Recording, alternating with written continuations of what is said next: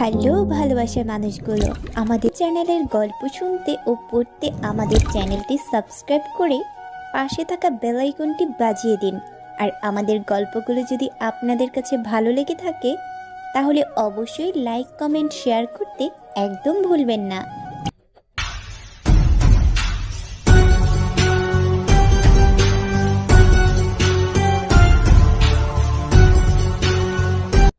রাফি, চল একটা গেম খেলা যাক।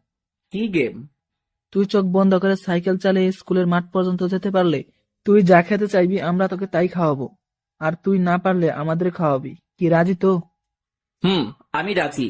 রাফি কখনো গেমে হারে না। নিলয় রাফির চোখ রুমাল দিয়ে বেঁধে দে। শালা একটা চিটার, ওকে বিশ্বাস করা যায় না। শালা, অপমান করছিস তো কর, আমি অপমান বোধ করলাম না। নিলয় রুমাল দিয়ে আমার চোখ বেঁধে দিল। আমি সাইকেলে উঠলাম। কিছু দূর আসার পর গাড়ির হরেন বাজছে। এই গ্রামের ছোটখাটো রাস্তায় একটা গাড়ি ঢুকলে পুরো রাস্তা ব্লক হয়ে যায়। একদিকে ধানক্ষেত, অন্যদিকে নদী। আমি কি করব বুঝতে পারছি না। নেমে গেলে বাজিতে হেরে যাব, তাই সোজা চলতেছি। গাড়ির সাথে ধাক্কা খেয়ে পড়ে গেলাম।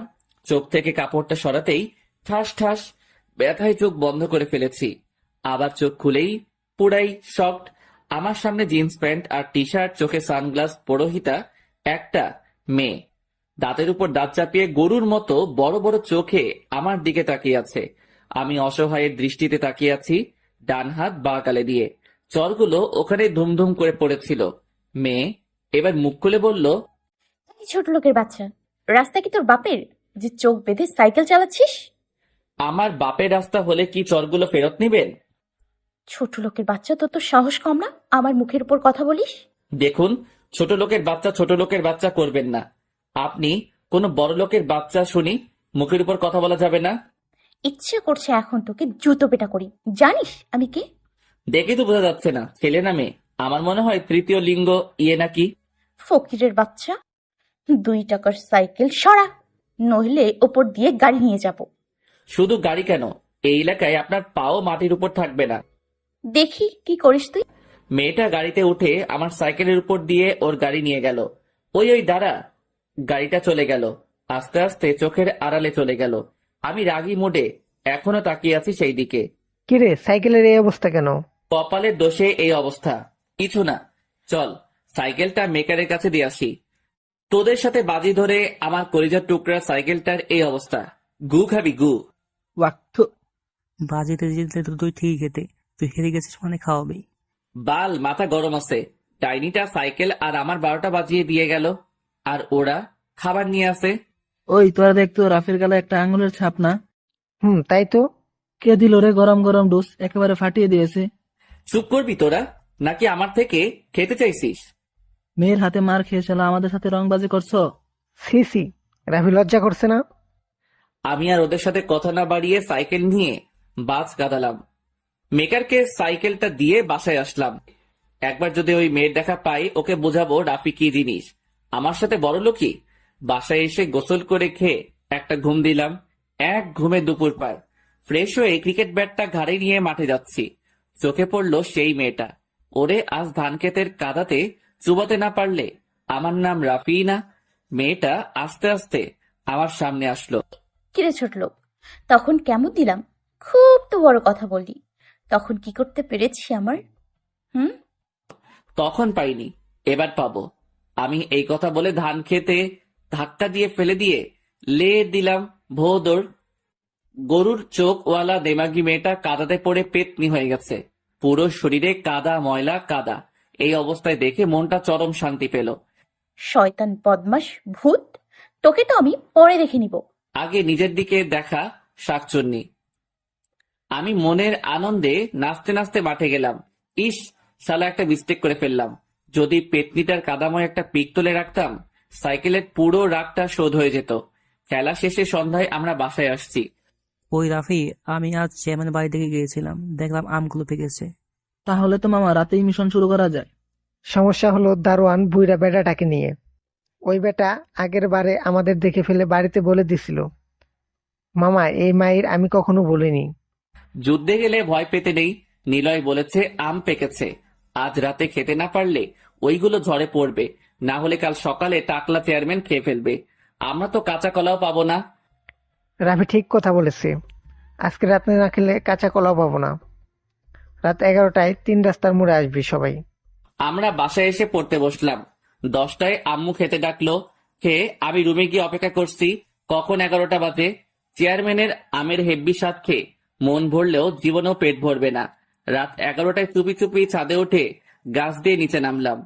3 রাস্তার মোড়ে এসে দেখি ওরা সবাই আমার অপেক্ষা করছে। শুভ, বস্তা এনেছিস? সবাই রেডি, এখন চল। আমরা দেওয়াল টপকে বাগানে প্রবেশ করলাম। বুইড়া দারোয়ান নাক ডেকে ঘুমাচ্ছে। তোরা ভালো করে পাহারা দে, আমি আর শুভ গাছে উঠতেছি। তুই লুঙ্গি পরে আছিস কেন? শালা, নিতে 3/4 প্যান্ট আছে। আমি গাছে উঠে আম ছিঁড়তেছি, হাফ বস্তা ছিঁড়েছি। বেটা শুভ হালকা একটা ডালে পা দিতেই ডাল ভেঙে নিচে পড়ে গেছে। মেয়ে কণ্ঠে কেউ বলে উঠল, কে এখানে কে? আর এইদিকে এগিয়ে আসছে ওরা সবাই, দৌড় আমাকে রেখে। আমি গাছেই আছি। মেয়েটা চোর চোর বলে চিৎকার করছে। বাগানে লাইট জ্বালানো আছে, তাই সব পরিষ্কার দেখা যাচ্ছে। তবুও আমি ঝোপের আড়ালে লুকিয়ে আছি। আমি নিচে তাকিয়ে অবাক, এটা তো সেই ডাইনি মেয়েটা। আমি অবাক হয়ে তাকিয়ে আছি, ও এখানে কিভাবে আসলো? অমনি ডাইনিটা আমাকে দেখে ফেলে। তার হাতে দারোয়ানের একটা লাঠি আছে। ওই ওই ওই, চোর, নাম, নিচে নাম। আমি এক ডাল থেকে অন্য ডালে ঝাঁপ দিতে গিয়ে লুঙ্গির গিট খুলে ডালে আটকে যাই। আমি তাল সামলাতে না পেরে নিচে পড়ে যাই। অমনি মেয়েটা দৌড়ে এসে আমার বুকের উপর চড়ে বসে। চাচা, চাচা, চোর ধরেছি, এসো। দারোয়ান দৌড়ে এসে আমাদের কাছে। মেয়েটা এখনো আমার মুখটা ভালো করে দেখেনি। আমার দিকে তাকিয়ে তো পুরাই অবাক। আমি পড়ে গিয়ে কোমরে অনেক ব্যথা পেয়েছি। তার উপর হাতির উজানের সমান ডাইনিটা আমার উপর বসে আছে। তুই, আজ তোরে আমি খেয়েছি। আফা, আমারে ছেড়ে দেন, আমি ভালো ছেলে। তুই আমার সাথে টক্কর দিছিস না? দেখ এবার তোকে কি মজা দেখাই। আমি চুপ করে আছি। আমি ধরা পড়ে গেছি, আমার অবস্থা শেষ। চাচা, ওকে গাছে বাঁধো।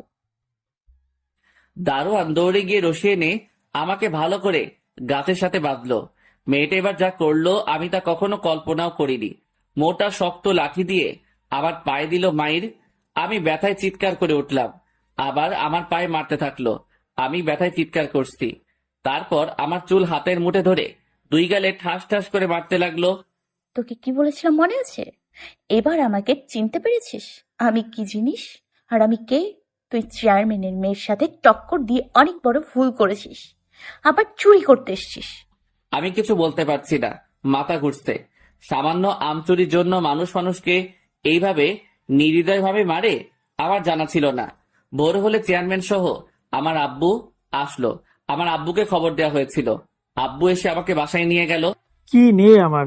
আমার বাড়িতে আমের গাছ নেই, লিচুর গাছ নেই, কোনো ফলের গাছ নেই। এলাকার লোক খাচ্ছে, পাখি খাচ্ছে, পচে যাচ্ছে আমার বাগানের আম। আর আমার একমাত্র ছেলে গেছে অন্যের বাগানে আম চুরি করতে। মান সম্মান সব ধুলোয় মিশিয়ে দিল। চেয়েছি, কি নেই তোর? কি দেইনি তোকে? যা চেয়েছিস তাই দিয়েছি, কখনো অজুহাত দেখায়নি, বলিনি দিতে পারবো না। তুমি থামো তো এবার। ইস, আমার ছেলেটাকে কত মেরেছে সামান্য আমের জন্য, গা ফেটে রক্ত পড়ছে। এরা কি মানুষ নাকি পশু? কেউ কাউকে এমন ভাবে মারতে পারে? মেরেছে, ভালো হয়েছে। এবার যদি শিক্ষা হয়ে থাকে আর কখনো অন্যের বাগানে যাবে না। তুমি চুপ করো তো, যাও ডাক্তার ডাকো। 4 দিন বাসা থেকে বের হতে পারিনি। পায়ের ব্যথায় হাঁটতে পারিনি। সারাদিন শুয়ে থেকে ভালো লাগছে না, তাই বিকেলে শুভকে কল দিলাম বের হব। শুভ আসলো। দুইজনে হাঁটছি আর গল্প করছি। শুভ এমন একটা মানুষ, ওর সাথে কথা বলে কেউ না হেসে পারবে না। আমার মন খারাপ থাকলে ওর কাছে থাকি, মন খারাপ হাসির ঠেলায় পালিয়ে যায়। রাফি, চেয়ারম্যানের মেয়ে আসতেছে। শুভ, ওর নাম জানিস? মেঘলা। আমি ভরসা করে দিব ওকে। ও জানে না কার সাথে টক্কর দিছে ও। দেখ রাফি, তুই ওর সাথে ঝামেলা করতে যাস না। ও চেয়ারম্যানের মেয়ে, সাধারণ কেউ নয়। তো কি হয়েছে? ও চেয়ারম্যানের মেয়ে বলে আমি ভয় পাবো নাকি? ও কিন্তু আমাদের দিকে আসছে, তুই কিছু বলবি না প্লিজ। মেঘলা আমার সামনে এসে দাঁড়ালো। কিরে, আম দেখে এখনো হজম হয়নি, খাবি আম? মেঘলা পকেট থেকে আমার দিকে আম বাড়িয়ে দিল। অট্ট হাসিতে আমি চুপ করে দাঁড়িয়ে আছি। কিরে চুপ যে, খাবি না? বুঝেছি, চোরের তো একটা দিয়ে হবে না, 1 বস্তা আম লাগবে। আমি চুপ করে নিচের দিকে তাকিয়ে আছি। জীবনে কেউ কখনো আমাকে এত অপমান করেনি। কেউ একটু কিছু বললে আমার মাথা গরম হয়ে যায়। ইচ্ছে করছে ঠাস ঠাস করে গালে বসে দেই, কিন্তু আমার আব্বুর বদনামের জন্য সব সহ্য করছি। চাই না তারা আমার জন্য আরো একবার অপমানিত হোক। আমার থুতনিতে হাত দিয়ে থুতনি উপরে ভাসিয়ে মেঘলা বলল, বাবু, কোথায় গেল তোমার সেদিনের দেমাগ? খুব খুব মিস করছি, প্লিজ দেখাও না।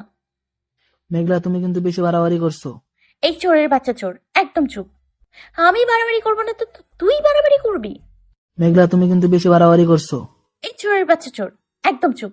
আমি বাড়াবাড়ি করবো না তো তুই বাড়াবাড়ি করবি? শুভ চল, ফালতু কথা শোনার সময় নেই। আমি শুভর হাত ধরে টেনে নিয়ে আসলাম, মুডটাই অফ করে দিল। নদীর পাড়ে দুজনে বসলাম। শুভ বকবক করছে আর আমি ভাবছি ওই দেমাগী মেয়েটাকে কিভাবে শাস্তি দেওয়া যায়। ওর অহংকার আমি পায়ের তলায় পিষবো। কিছুক্ষণ থেকে সন্ধ্যায় বাসায় ফিরছি, তখন দেখলাম একটা গাড়ি আসছে। সেই দিনের গাড়িটা আমাকে লাগিয়ে দিতেছে, তাই আমি নদীর দিকে চাপতেছি। গাড়িটা আমার দিকে আরো চাপিয়ে দিল। আমি পিছনে চাপতেই গড়িয়ে নদীতে পড়ে গেলাম। গাড়ির ভিতর মেঘলা সহ কয়েকটা পিচ্চি ছিল, তারা জানালা দিয়ে হি হি হি করে হাসছে। আমার মাথা গরম হয়ে যাচ্ছে। চেয়ারম্যানের মেয়ে বলে যা ইচ্ছা তাই করবে, আমাদের সহ্য করে যেতে হবে? এটা কেমন নিয়ম? আমি তো এই নিয়ম মানি না। শুধু আব্বু আম্মুর জন্য চুপ করে আছি। শুনেছি ঢাকায় থাকে, এখানে কয়েকদিন থেকে চলে যাবে, তাই ঝামেলা করছি না। নদীতে পরে আমি পুরো ভিজে গেছি। ভিজা গায়ে বাসায় ঢুকলাম। আমি আমায় ভিজা দেখে তোয়ালে নিয়ে এগিয়ে আসলো। তোর এখনো জ্বর সারেনি, মাথা ব্যথা সারেনি, তুই বল খেলে সন্ধ্যায় নদীতে গোসল করে আসলি? আম্মু, আমি বল খেলতে যাইনি, ঘুরতে গেছিলাম। আমাকে বোকা পেয়েছিস? ঘুরতে গেলে মানুষ ভিজে যায়। ওই টাকলা চেয়ারম্যানের বজ্জাত মেয়েটা ফেলে দিছে নদীতে। বাবা, তুই একটু দূরে দূরে থাক ওই মেয়ের থেকে। ওর সাথে ঝামেলা করার দরকার নেই। ওরা আমাদের আত্মীয় হয়, কিছুদিনই তো থাকবে, একটু সহ্য কর। আম্মু, তোমাদের সম্মানের কথা ভেবে আমি চুপ করে আছি, না হলে ওই মেয়ের পা ভেঙে হাতে ধরে দিতাম। যা, এখন রুমে গিয়ে কাপড় চেঞ্জ করে পড়তে বস। পরের দিন সকালে বন্ধুদের সাথে স্কুলের মাঠে আমি দেখা করতে যাচ্ছি সাইকেলে করে। মেঘলা সাইকেল চলা শিখতেছে, আঁকা বাঁকা ভাবে চালাচ্ছে, ভালোভাবে চালাতে পারে না। আমার মাথায় একটা বুদ্ধি আসলো, আমি লুকিয়ে পড়লাম। যখন নদীর পাড়ে সাইকেল নিয়ে আসলো, আমি বের হয়ে আঁকা বাঁকা ভাবে ওর সামনে সাইকেল চালাচ্ছি। ও নদীর সাইডে যেতে আমি দিলাম লাগিয়ে, গড়িয়ে নদীতে পড়ে গেল। নদীতে পড়ে মেঘলা চিৎকার করে বলছে, কুত্তা, তোরে আমি দেখে নিব। আমি মুচকি হাসি দিয়ে চলে এলাম। বেচারি অনেক ব্যথা পেয়ে কেঁদে ফেলেছে। সাইকেল দিয়ে পা কেটে গেছে, রক্ত পড়ছে। তাতে আমার কি? এর থেকে আমাকে বেশি কষ্ট দিয়েছে। কষ্ট কেমন বুঝুক। শুভদের সাথে আড্ডা দিয়ে দুপুরে বাসায় আসলাম, গোসল করে খেতে বসেছি। রাফি, তোকে শিলা ডেকেছে। শিলা আপু কেন ডেকেছে আম্মু? আপনাদের জেনে রাখা ভালো, শিলা আপু আমার খালাতো বোন এবং মেঘলার আপন চাচাতো বোন। গাধা, তোর কি কিছুই মনে থাকে না? পরশুদিন ওর বিয়ে, কত কাজ পড়ে আছে। আম্মু, আমি যেতে পারবো না। কেন যাবি না? চেয়ারম্যানের সাতচুনি মেয়েটার জন্য। ও একটা না একটা ঝামেলা করবে, সব দোষ এসে আমার ঘাড়ে পড়বে। আমার তো কথা বলাও মানা। আমি শিলাকে বলে রাখবো কিছু করবে না। সজীব, মারুফ, রাকিব ওরাও তো আজ আসবে, আমরা কাল যাব। আমি খেয়ে উঠে শিলাপুদের বাসায় গেলাম। ডাইনিটাকে দেখলাম না, আমার উপর চেতে আসে। দেখা পেলে আমার হাড্ডিও রাখবে না, চিবিয়ে খাবে। খালামণি, খালামণি। ওই বাদরের বাচ্চা, এইভাবে চেঁচাচ্ছিস কেন? আমার জান পাখিটা নাকি আমাকে ডেকেছে। ওর রুমে আছে, যা। খালামণি, একটা কথা বলি। কি বলবি তাড়াতাড়ি বল, কিচেনে রান্না চড়িয়ে দিয়ে এসেছি। না বলি তাহলে থাক। খালা আমার কান ধরে বলল, কি বলবি বুঝেছি হারামজাদা। জানো খালামণি, আল্লাহর কাছে দোয়া করি তুমি কেন আমার মা হলে না। না বলতেই বুঝে যাও। তেল না মেরে শিলার কাছে যা, কি বলে শুনে বিরিয়ানি খেয়ে যাস। আমি আপুর রুমে ঢুকে অবাক। মেঘলা ফুপিয়ে ফুপিয়ে কান্না করছে, আর আপু ওর মাথায় তেল দিয়ে দিচ্ছে পায়ে ব্যান্ডেজ। মেঘলাকে এই করুণ অবস্থায় ওর মুখটা অনেক মায়াবী দেখাচ্ছে। এতদিন শুধু ভয়ঙ্কর রূপ দেখে এসেছি, মায়াবী মুখের আড়ালে কেন যেন আমার খারাপ লাগছে। আপু, আসবো? আয় বস। আপু, ও এখানে? এই তো রাফি। এই শয়তানটা রাফি? আমি ওদের কথার আগামাথা কিছু বুঝতেছি না। একটা বলে রাখি, আমি আমচুরি করে ধরা পড়েছি। এটা মেঘলাদের বাসার লোকজন ছাড়া আর কেউ জানে না, শিলা আপুরাও জানে না। আপু, আমি সাইকেল থেকে পড়িনি, ও আমাকে ইচ্ছে করে ফেলে দিয়েছে। রাফি, কি বলছো এইসব? আমি কি খালামণি আর খালুকে বলে দিব? দেখেছো মেয়েটার কি অবস্থা করেছিস তুই? সব সময় ফাজদামি। আপু, তুমি ওরটাই দেখলে, আমারটা দেখলে না। আমাকে কিভাবে মেরেছে? রাফি, আমি সরি। আমি জানতাম না তুমি সেই রাফি। আমি সেই রাফি মানে? সেই রাফি মানে শিলাপুর ভাই। আমি তোমাকে চিনতে পারিনি, তাই এমন ব্যবহার করেছি। তোমার উপর সেদিন খুব রাগ উঠেছিল। আমার তো মাথা ভোবো করে ঘুরছে। এত মিষ্টি কণ্ঠ এতদিন কোথায় ছিল? আপু মনে হয় ওকে মধু খাইয়ে দিয়েছে। তোরা এখন তোদের পিড়িতে বিয়ের পর করিস। পিরিতি, তাও আবার এই ডাইনি মেয়েটার সাথে? অসম্ভব। কি জন্য ডেকেছো সেটা বলো। খালামণি বিরিয়ানি নিয়ে আমার জন্য অপেক্ষা করছে। রাফি, এইভাবে বলছো কেন? আমি কি দেখতে এতটাই খারাপ? এটা কিভাবে সম্ভব? যে মেয়ে আমাকে দু চোখে সহ্য করতে পারে না, সে আবার আমার সাথে এভাবে কথা বলছে। এইসব ভেবে আমার কাজ নেই। আপু, তুমি কি বলবা? কেন ডেকেছো? মেঘলা নাকি তোকে দেখবে, তাই ডেকেছি। আমাকে তো দেখা হলো, এখন আমি যাচ্ছি। আমি ওদের কিছু বলার সুযোগ না দিয়ে সোজা নিচে চলে আসলাম।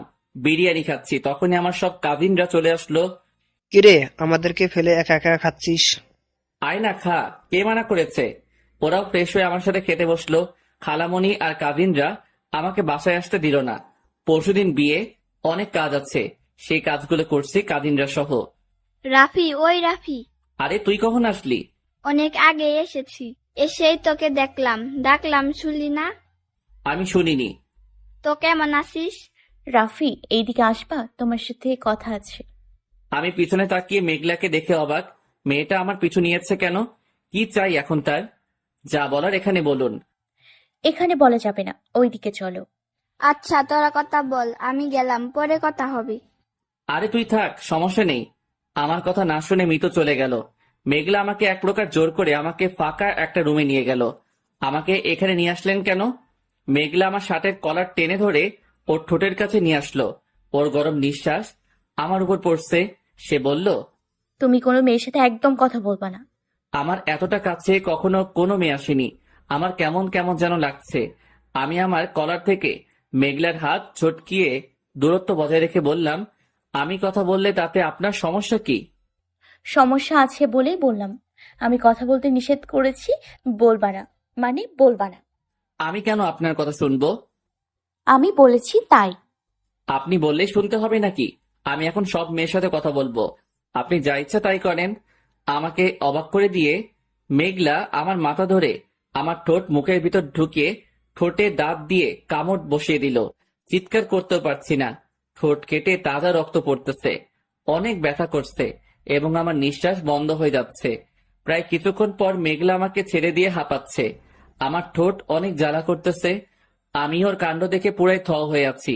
ও আমার কাছে এসে হাতের কোমল আঙ্গুল দিয়ে আমার ঠোঁটে লেগে থাকা রক্তগুলো মুছে দিয়ে কপালে আলতো করে কিস দিয়ে বলল, আমার কথা মনে থাকে যেন, কোনো মেয়ের দিকে তাকাবো না, তাহলে আমার থেকে খারাপ আর কেউ হবে না। বলে মেঘলা রুম থেকে চলে গেল।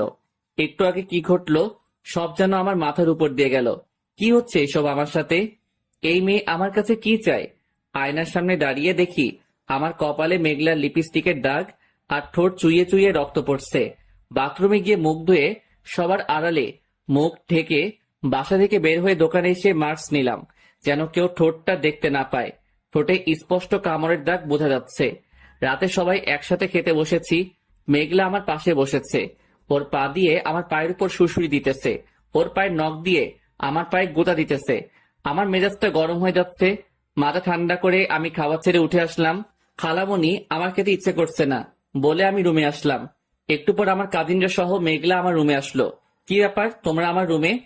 ভাইয়া, আমরা সবাই মিলে গেম খেলবো, ছাদে আসো।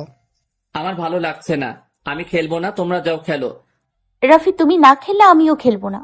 রাফি না খেলে আমরা কেউ খেলবো না। আমার ভালো লাগছে না, যা তো তোরা। দেখি কি হয়েছে, জ্বর আসছে কিনা। বলে মেঘলা আমার কপালে হাত দিল। না, জ্বর তো নেই। রাফি, চলো তো, তোমাকে ছেড়ে গেমস মজাই হয় না। ওদের সাথে ছাদে এসে দেখি সব আত্মীয় স্বজন এসেছে। আমার খালা, 7 জন মামা, 3 জন তাদের সব ছেলে মেয়েরা এসেছে। আবার আপুর ফুফাতো ভাই বোন, মানে সব কাজিন। এখন যেহেতু রাত, সবাই কাটছে না, তাই সময় পার করার জন্য অনুষ্ঠান করছে। এটা সজীব, মিতু, শিলা, আপু আর মেঘলার প্ল্যান। সজীব সবার মাঝে দাঁড়িয়ে বলল, আমরা একটা গেম খেলবো লটারির মাধ্যমে।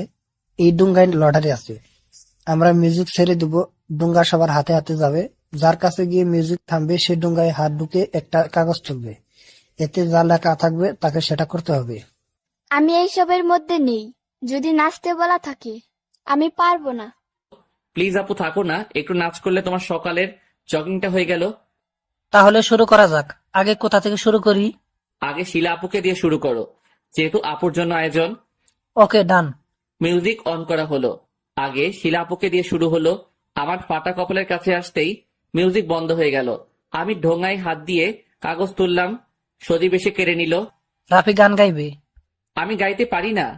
সবাই বলে উঠলো, এটা বললে তো হবে না। উপায় নেই, গাইতে শুরু করলাম।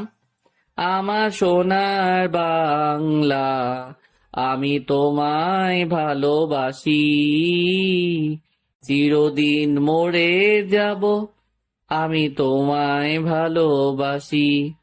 অন্যদিকে সবাই হাসতে হাসতে শেষ। আমি বসে পড়লাম। আবার মিউজিক অন করা হলো।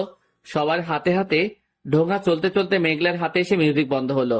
ও চোখ বন্ধ করে ঢোঙার ভিতরে হাত দিয়ে একটা কাগজ খুললো। সজীব দৌড়ে এসে ওর হাত থেকে কাগজটা নিল।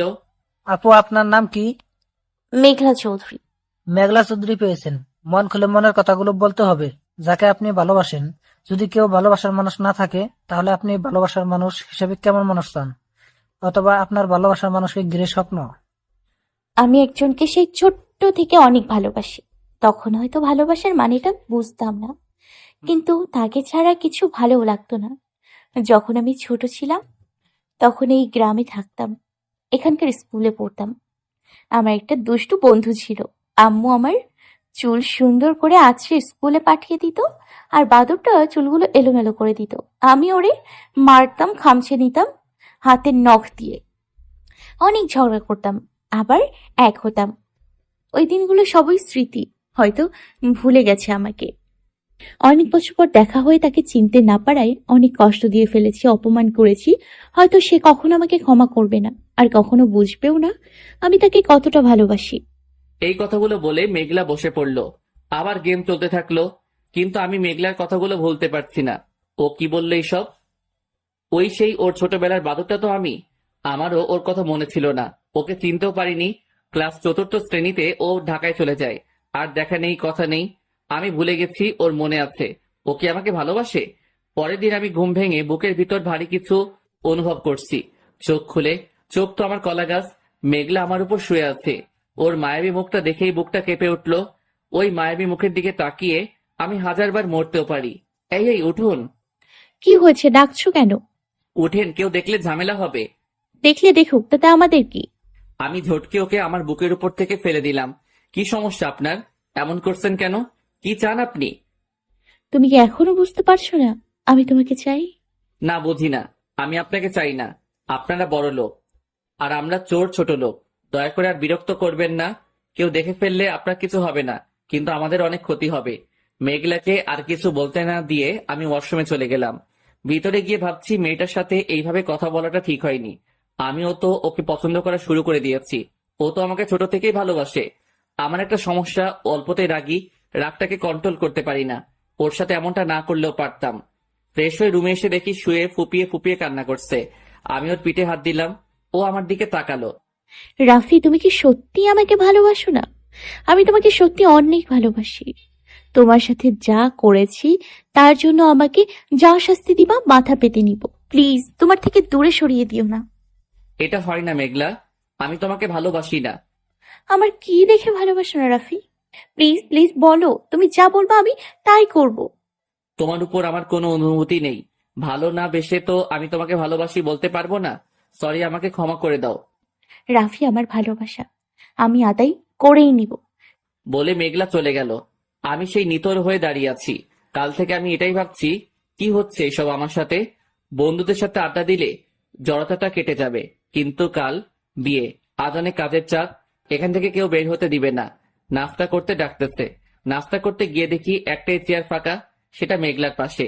ওর কাছে গেলে আমি নিজেকে থামাতে পারি না। ওর সাথে মিশে যেতে ইচ্ছে করে। কোন রকমে খেয়ে আমি কাজে লেগে পড়লাম। রাফি, তোমার সাথে কথা আছে। কি কথা বলবেন এখানে বলুন। জরুরি কথা, এখানে বলা যাবে না। প্লিজ ওইদিকে চলো। কালকে যেটা করেছেন ভুলিনি, আজও রাগ আছে। সরি, আমার কথা কিছু বলবো না। প্লিজ শোনো, খুব গুরুত্বপূর্ণ কথা। আচ্ছা চলুন। আমি ওর সাথে একটু আড়ালে আসলাম। বলুন এখন। তোমাকে এই বিয়েটা বন্ধ করতে হবে। মানে কি? কেন ভাঙবো আমি বিয়ে? আপু অন্য কাউকে ভালোবাসে। কি বলছেন এইসব? আমি বিশ্বাস করি না। আমি আপুর বিছানা গোছাতে এটা পেয়েছি, পড়ে দেখো। আমি মেঘলার হাত থেকে মোড়ানো কাগজটা নিয়ে পড়তে লাগলাম। তোমাকে আমি একান্তই নিজের করে চাই। শরীরটা দূরে দূরে হোক, না হয় মনটা এক সুতায় বাঁধা হোক পাশাপাশি। পৃথিবীর সবাই আমাকে দূরে ছড়ে দিক, তুই শুধু বুকে জড়িয়ে নাও। তোমাকে কেউ না জানুক, কেউ না ভাবুক, কেউ ভালো না বাসুক, শুধু আমি ভালোবাসতে চাই। আমি ভাবতে ভাবতে ক্লান্ত। তোমার একটু দূরত্বে কেন আমি পাগল পাগল হয়ে যাই, একটু সঙ্গতায় পুনরায় জীবিত হয়ে যাই। আমার খুব ইচ্ছে তোমার হাতের আঙুলের ফাঁকে আমার হাতের আঙুল ঢুকিয়ে হাতটি ধরে স্বপ্নের পথে চলতে চলতে দুজনে বুড়াবুড়ি হয়ে যাই। আমার চোখের পলকে, মনের ঝলকে তুমি, শুধু তুমি। তোমার পাশাপাশি দাঁড়িয়েও হাত ধরার অধিকারটা নেই। নাই থাক অধিকার। তুমিও আমাকে ভালোবাসো। এমন যদি হতো, আজ অন্য কেউ চিরদিনের জন্য আমার হাত ধরে তোমার থেকে হয়তো বেশি দূরে নিয়ে যাবে না। যে শিকল পরাবে সেটাও তো কখনো ছিঁড়তে পারবো না। আজ আমার বিয়ে, জানি তুমি নাচতে নাচতে বিয়ে খেতে আসবে, আনন্দ করবে অন্যদের মতো। আমি সেটা সহ্য করতে পারবো না। আমি তোমাকে দাওয়াত দিতে চাইনি, সবাইকে দিয়েছি। তোমাকে না দিলে কষ্ট পাবে ভীষণ। এটা তো জানো না তোমাকে কতটা ভালোবাসি। কখনো বুঝতেই দিইনি ভালোবাসি হারিয়ে ফেলার ভয়। তবুও তো হারিয়ে ফেললাম। হারিয়ে যেহেতু ফেললাম, আজ বলতে কোনো ভয় নেই। I love you Rahan. তুমি এটা পড়ছো জেনে আমার বুকের মাঝে যে বিশাল পাথরটা আছে গলে যাবে। তোমাকে দেখলে আমি কবুল বলতে পারবো না, তাই তুমি আসবে না। পথ চলার পথে তোমার আবার দেখা হয়ে যাবে। সেই দিনও কি তোমার হাতটা ধরতে আমার ইচ্ছে করবে? নাকি আমি বদলে যাব? নাকি মুজে যাবে তুমি? রোহান, আমি পারবো না অন্য কারো হতে। আমি ভালোবাসা বলতে তোমাকে বুঝি। আমি তোমার বউ হব বলে কত স্বপ্ন দেখে এসেছি। সেই রাত জাগা স্বপ্নগুলো আমাকে শান্তি দিচ্ছে না। আমি যা করতে চাচ্ছি তা কেউ নির্বোধের মতো কাজ করে না। মানুষ তখনই মরতে চায় যখন তার কাছে থাকাটা অকারণ হয়ে যায়। আমি আর পারলাম না। মেঘলা আপু কোথায়? আপু নিচে আছে। অনেক দেরি হয়ে গেছে, জানি না আপু কি করেছে কিনা। কিছু করে না থাকলে তার আগে আমাকে থামাতে হবে। রাফি, কিন্তু কিভাবে? আমি দেখছি কি করা যায়। তুমি শুধু আপুর সাথে থেকো, একটুর জন্য চোখের আড়াল হতে দিবা না ওকে। আপুকে বলবা না আমরা কাগজটা পেয়েছি। আচ্ছা ঠিক আছে। আপুর বান্ধবী রিমি আপু এসেছে। রিমি আপুকে খুঁজে বের করলাম। আপুর থেকে রোহান ভাইয়ার নাম্বারটা নিলাম। রোহান ভাইয়া হলো শিলা আপু ও রিমি আপুর বেস্ট ফ্রেন্ড। আমি একটু আগ পর্যন্ত বেস্ট ফ্রেন্ড হিসেবে জানতাম। রোহান ভাইয়াকে কল দিলাম, ফোন বন্ধ। অনেকবার ট্রাই করার পর বন্ধ থাকায় আমি রোহান ভাইয়ার বাসার অ্যাড্রেস নিয়ে ভাইয়ার বাসায় চলে যাই। বাসায় গিয়ে জানতে পারি ভাইয়া কয়েকদিন থেকে রুম থেকে বের হচ্ছে না, কিছু খাচ্ছে না, সবার সাথে কড়া মেজাজে কথা বলছে। আমি ভাইয়ার রুমে চলে গেলাম। ভাইয়া আসতে পারি? আসো। আপনি কি শিলা আপুকে ভালোবাসেন? না কেন? ওকে তো আমি সেদিন বলেই দিচ্ছি আমি ওকে ভালোবাসি না। আবার কেন তোমাকে পাঠিয়েছে? ভাইয়া, আপনি আপুকে ভালোবাসেন না তাই তো? কতবার বলবো ওকে আমি ভালোবাসি না। ও বড় লোক, আমরা মধ্যবিত্ত, আমাদের ভালোবাসতে নেই। আমাদের ভাগ্যে শুধু ভালোবাসার নামটার বিয়ে খাওয়া আছে, বিয়ে করার যোগ্যতা নেই। আপু আর পৃথিবীতে নেই। এই নিন আপনার জন্য রেখে যাওয়া তার শেষ কথা। ভাইয়া চিঠিটা পড়ে কাঁদতে লাগলো। আমি তোমাকে ভালোবাসি শিলা, অনেক বেশি ভালোবাসি। মধ্যবিত্ত হয়ে যে জন্মেছি, তোমাকে পেতে হলে আমার কোটি টাকা থাকতে হবে। তাই তোমাকে এড়িয়ে চলেছি, বুঝতে দেয়নি ভালোবাসি। আজ তুমি কি করলা এটা? ভাইয়া আপুকে শেষবারের মতো দেখবেন না? চলুন আমার সাথে। ভাইয়াকে বাইকে করে আমার সাথে নিয়ে আসলাম। ভাইয়াকে বললাম বাইরে থাকতে, বাসার সবাই তার উপর ক্ষেপে আছে। আমি বাসায় গেলাম, সোজা আপুর রুমে গেলাম। আপু, রোহান ভাইয়া তোমার জন্য বাইরে অপেক্ষা করছে, যাও কথা বলো। সে তোমাকে অনেক ভালোবাসে। মানে কি রাফি, কি বলছো এইসব? মেঘলা আপুকে নিয়ে বাইরে গেল। আমি খালামণি খালুকে বোঝালাম মনের সুখী শ্রেষ্ঠ সুখ, আপু আর রোহান ভাইয়ার বিয়ে হবে কাল। রাফি, আসলেই তুমি অনেক ভালো। আপুর ভালোবাসাটা পূর্ণ করে দিলাম। হুম। কি হুম? কিছু না বলে আমি চলে আসলাম। মেঘলাকে আমি ভালোবেসে ফেলেছি, কিন্তু আমি তো বাস্তবতা বুঝি। খালুর মতো ওর মেঘলার বাবা না। আর মেঘলা যে সামান্য আমচুরিতে নির্হৃদয় ভাবে কাউকে মারতে পারে, সে কখনো কাউকে ভালোবাসতে পারে না। তাই আমি ওর থেকে দূরে থাকার চেষ্টা করছি। বিয়ের দিন মেঘলা কালো শাড়ি পরেছে। কালো শাড়িতে একদম হুড়পরির মতো সুন্দর লাগছিল। চোখ ফেরাতে পারছি না, ড্যাব ড্যাব করে তাকিয়ে আছি। কি দেখো? কিছু না। এখানে মিথ্যে বলার কি আছে? আমাকেই তো দেখছিলাম। কে বলছে আমি তোমাকে দেখছিলাম? মিমকে দেখো, ওকে নীল শাড়ি আর নীল চুড়িতে দারুণ লাগছে। তোকে বলছি না অন্য কোনো মেয়ের দিকে তাকাবি না। আমি মিমের কাছে গেলাম, জানিস তোকে বউ বউ লাগছে। আমি মিমকে বললাম, মেঘলাকে রাগানোর জন্য বললাম, সত্যি? সত্যি সত্যি 3 সত্যি। এমন সময় মেঘলা এক বালতি পানি এনে মিমের গায়ে ঢেলে দেয়। আমি সহ সবাই অবাক। এই তুমি এটা কি করলে? এখন তো ভেজা কাকের মতো লাগছে। ফালতু একটা। মিম তো ঠান্ডায় কাঁপছে থরথর করে। মেঘলাকে আরো বেশি জানানোর জন্য মিমকে কোলে করে রুমে নিয়ে আসলাম। বিয়ে শেষ হয়ে গেল। পরের দিন একে একে সব আত্মীয় স্বজনরা চলে গেল। আমিও বাসায় চলে আসলাম। অনেকদিন বন্ধুদের সাথে আড্ডা দেওয়া হয় না। আড্ডা দিতে গেলাম। আড্ডা দিয়ে বাসায় আসছি, রাস্তায় মেঘলাদের সাথে দেখা। রাফি কেমন আছো? ভালো। আমি আর কিছু না বলে চলে আসছি। রাফি দাঁড়াও। কালকে বলেন, আমার আজকে সময় নেই। নিজেকে তুই কি মনে করিস? নায়ক আলু অর্জুন? হ্যাঁ, নায়ক রামচরণ? তুই তো একটা ছোট লোকের বাচ্চা হয়ে আমাকে ভাব দেখাস। আর কিছু বলবেন? আর কিছু বলবো না, করবো। তোর ভাবে আজ আমি আগুন জ্বালাবো। মেঘলা শেষ করা মাত্রই নিজের জামা ছিঁড়ে আমাকে জড়িয়ে ধরে চিৎকার করছে, কে আছো বাঁচাও! জোরে জোরে কান্না করছে। নিজের হাতের আঙুল দিয়ে নিজের হাতের গালে দাগ বসে দিয়ে আমার হাতেও দাগ বসে দিল। মেঘলার কাণ্ড দেখে আমি অবাক। আমি ওর মুখ চিপে ধরলাম হাত দিয়ে। এই কি করছো এইসব? চুপ করো, প্লিজ ছাড়ো আমাকে। মেঘলা আরো বেশি চিৎকার করছে। আশেপাশের লোক চলে আসলো আর সবাই আমাকে মারতে শুরু করলো। আমি সবাইকে বললাম আমি কিছু করিনি। কেউ আমার কথা শুনলো না। মায়ের আঘাতে আমার চোখে পানি চলে আসছে। একজন লাঠি দিয়ে মাথায় মাইর দিল। আমি ব্যথায় চিৎকার করে উঠলাম। চারদিকটা ঘুরতে ঝাপসা ঝাপসা দেখছি। এরপর আর আমার কিছু মনে নেই। জ্ঞান ফিরে নিজেকে হাসপাতালে আবিষ্কার করলাম। চারদিকে তাকিয়ে দেখি কেউ নেই। আমি হাসপাতালে কেন মনে পড়ছে না। যখন ভাবতে লাগলাম মনে পড়ে গেল, মেঘলা আমাকে মিথ্যা অপবাদে মাইর খাওয়াইছে। মেঘলা না আমাকে ছোটবেলা থেকে ভালোবাসে, তাহলে এমন করলো কেন? একটু পর নার্স আসলো। যাক, আপনার জ্ঞান ফিরল 3 দিন পর। 3 দিনে কেউ আপনার খোঁজ করতে আসেনি। নার্সের কথায় আমি খুব অবাক হলাম। 3 দিন থেকে আমি হাসপাতালে আছি, অথচ আমার বাসা থেকে কেউ আমার খোঁজ করতে আসেনি। কি বলছেন এইসব? আমাকে এখানে কে নিয়ে এসেছে? একটা মেয়ে আপনাকে ভর্তি করে দিয়ে গেছে আর আসেনি। এই 3 দিনে রুহি ম্যাম আপনার অনেক সেবা করেছে। আমি ডাক্তার ম্যামকে ডাকছি। নার্স ডাক্তার ম্যামকে ডাকতে লাগলো। কি আজব না দুনিয়াটা! আপন মানুষদের খোঁজ নেই, অথচ যার সাথে কোনো সম্পর্ক নেই আমাকে যে চিনে না জানে না আমার সেবা করে আসছে। আমি গভীর আগ্রহে সেই মহান ব্যক্তিকে দেখার জন্য দরজার দিকে তাকিয়ে আছি। মাথাটা প্রচন্ড ব্যথা করছে। নার্সের সাথে একজন প্রবেশ করলো। মেয়ে বলছি না, কারণ আমার থেকে 5-6 বছরের বড় হবে। মহিলাও তো বলা যায় না, আপু তো বলা যায়।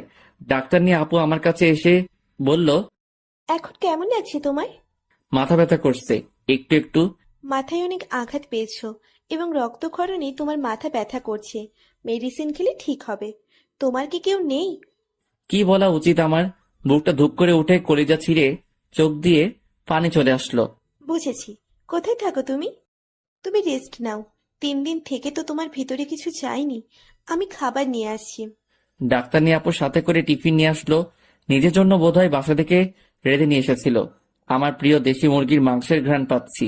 আমার হাতে পায়ে ব্যান্ডেজ, নিজের হাতে খেতে পারবো না। উনি নিজের হাতে আমাকে খাইয়ে দিল। আম্মুর কথা ভীষণ মনে পড়ছে।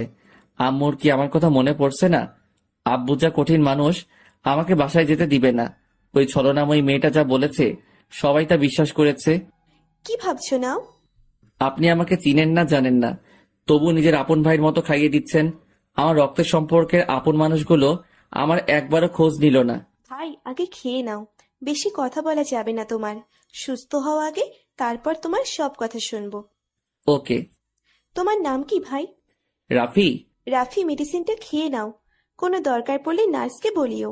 আমাকে অন্য রোগীর কাছে যেতে হবে। আমার সুস্থ হতে পুরো 4 দিন লাগলো। এখনো পুরোপুরি সুস্থ না আমি। খুব জানার ইচ্ছে আমাকে কোন মেয়ে হাসপাতালে দিয়ে গেছে। আমি ঢাকা হাসপাতালে আছি। এত দূরে কিভাবে আসলাম? রংপুরের একটা গ্রাম থেকে কিভাবে আসলাম ঢাকায়? মাথা ঘুরাচ্ছে। তখনই ডাক্তার নিয়ে আপু আসলো। রাফি, তুমি কোথায় যাবে ভাবছো? বাসায় যাব। ভাই, আগে আমার বাসায় চলো, কালকে যেও। আপুর অনেক অনুরোধে আপুর বাসায় গেলাম। আপুকে সবটাই খুলে বলেছি।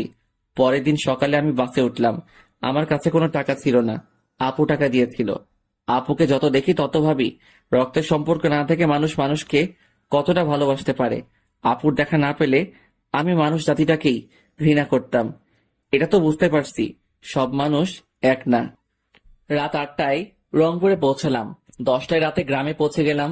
বাসার গেটে গিয়ে নক করতেই আম্মু দরজা খুলে আমাকে দেখে জড়িয়ে ধরে হাউমাউ করে কেঁদে উঠল।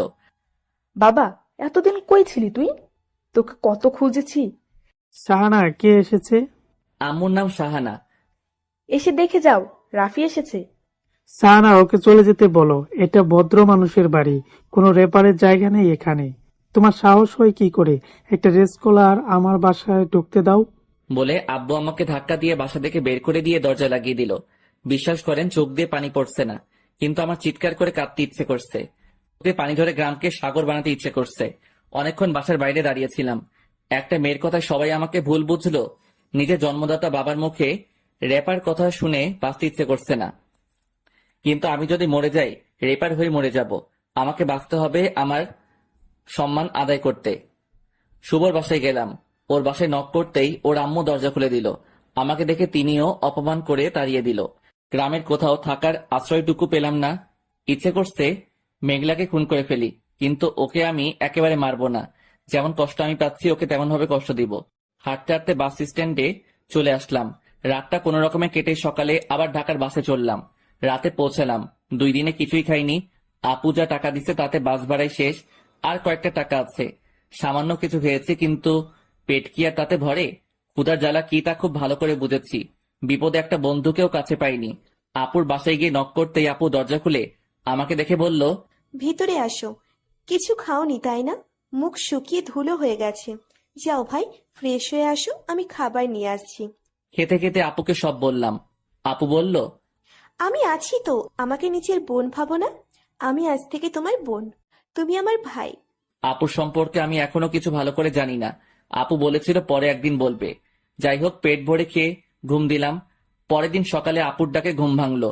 আপু আর আমি একসাথে নাস্তা করলাম। আপু হসপিটালে গেল। যাওয়ার সময় আমাকে বলল সারাদিন বাসায় শুয়ে না থেকে যেন ছাদে যাই, বাইরে গিয়ে ঘুরে আসি।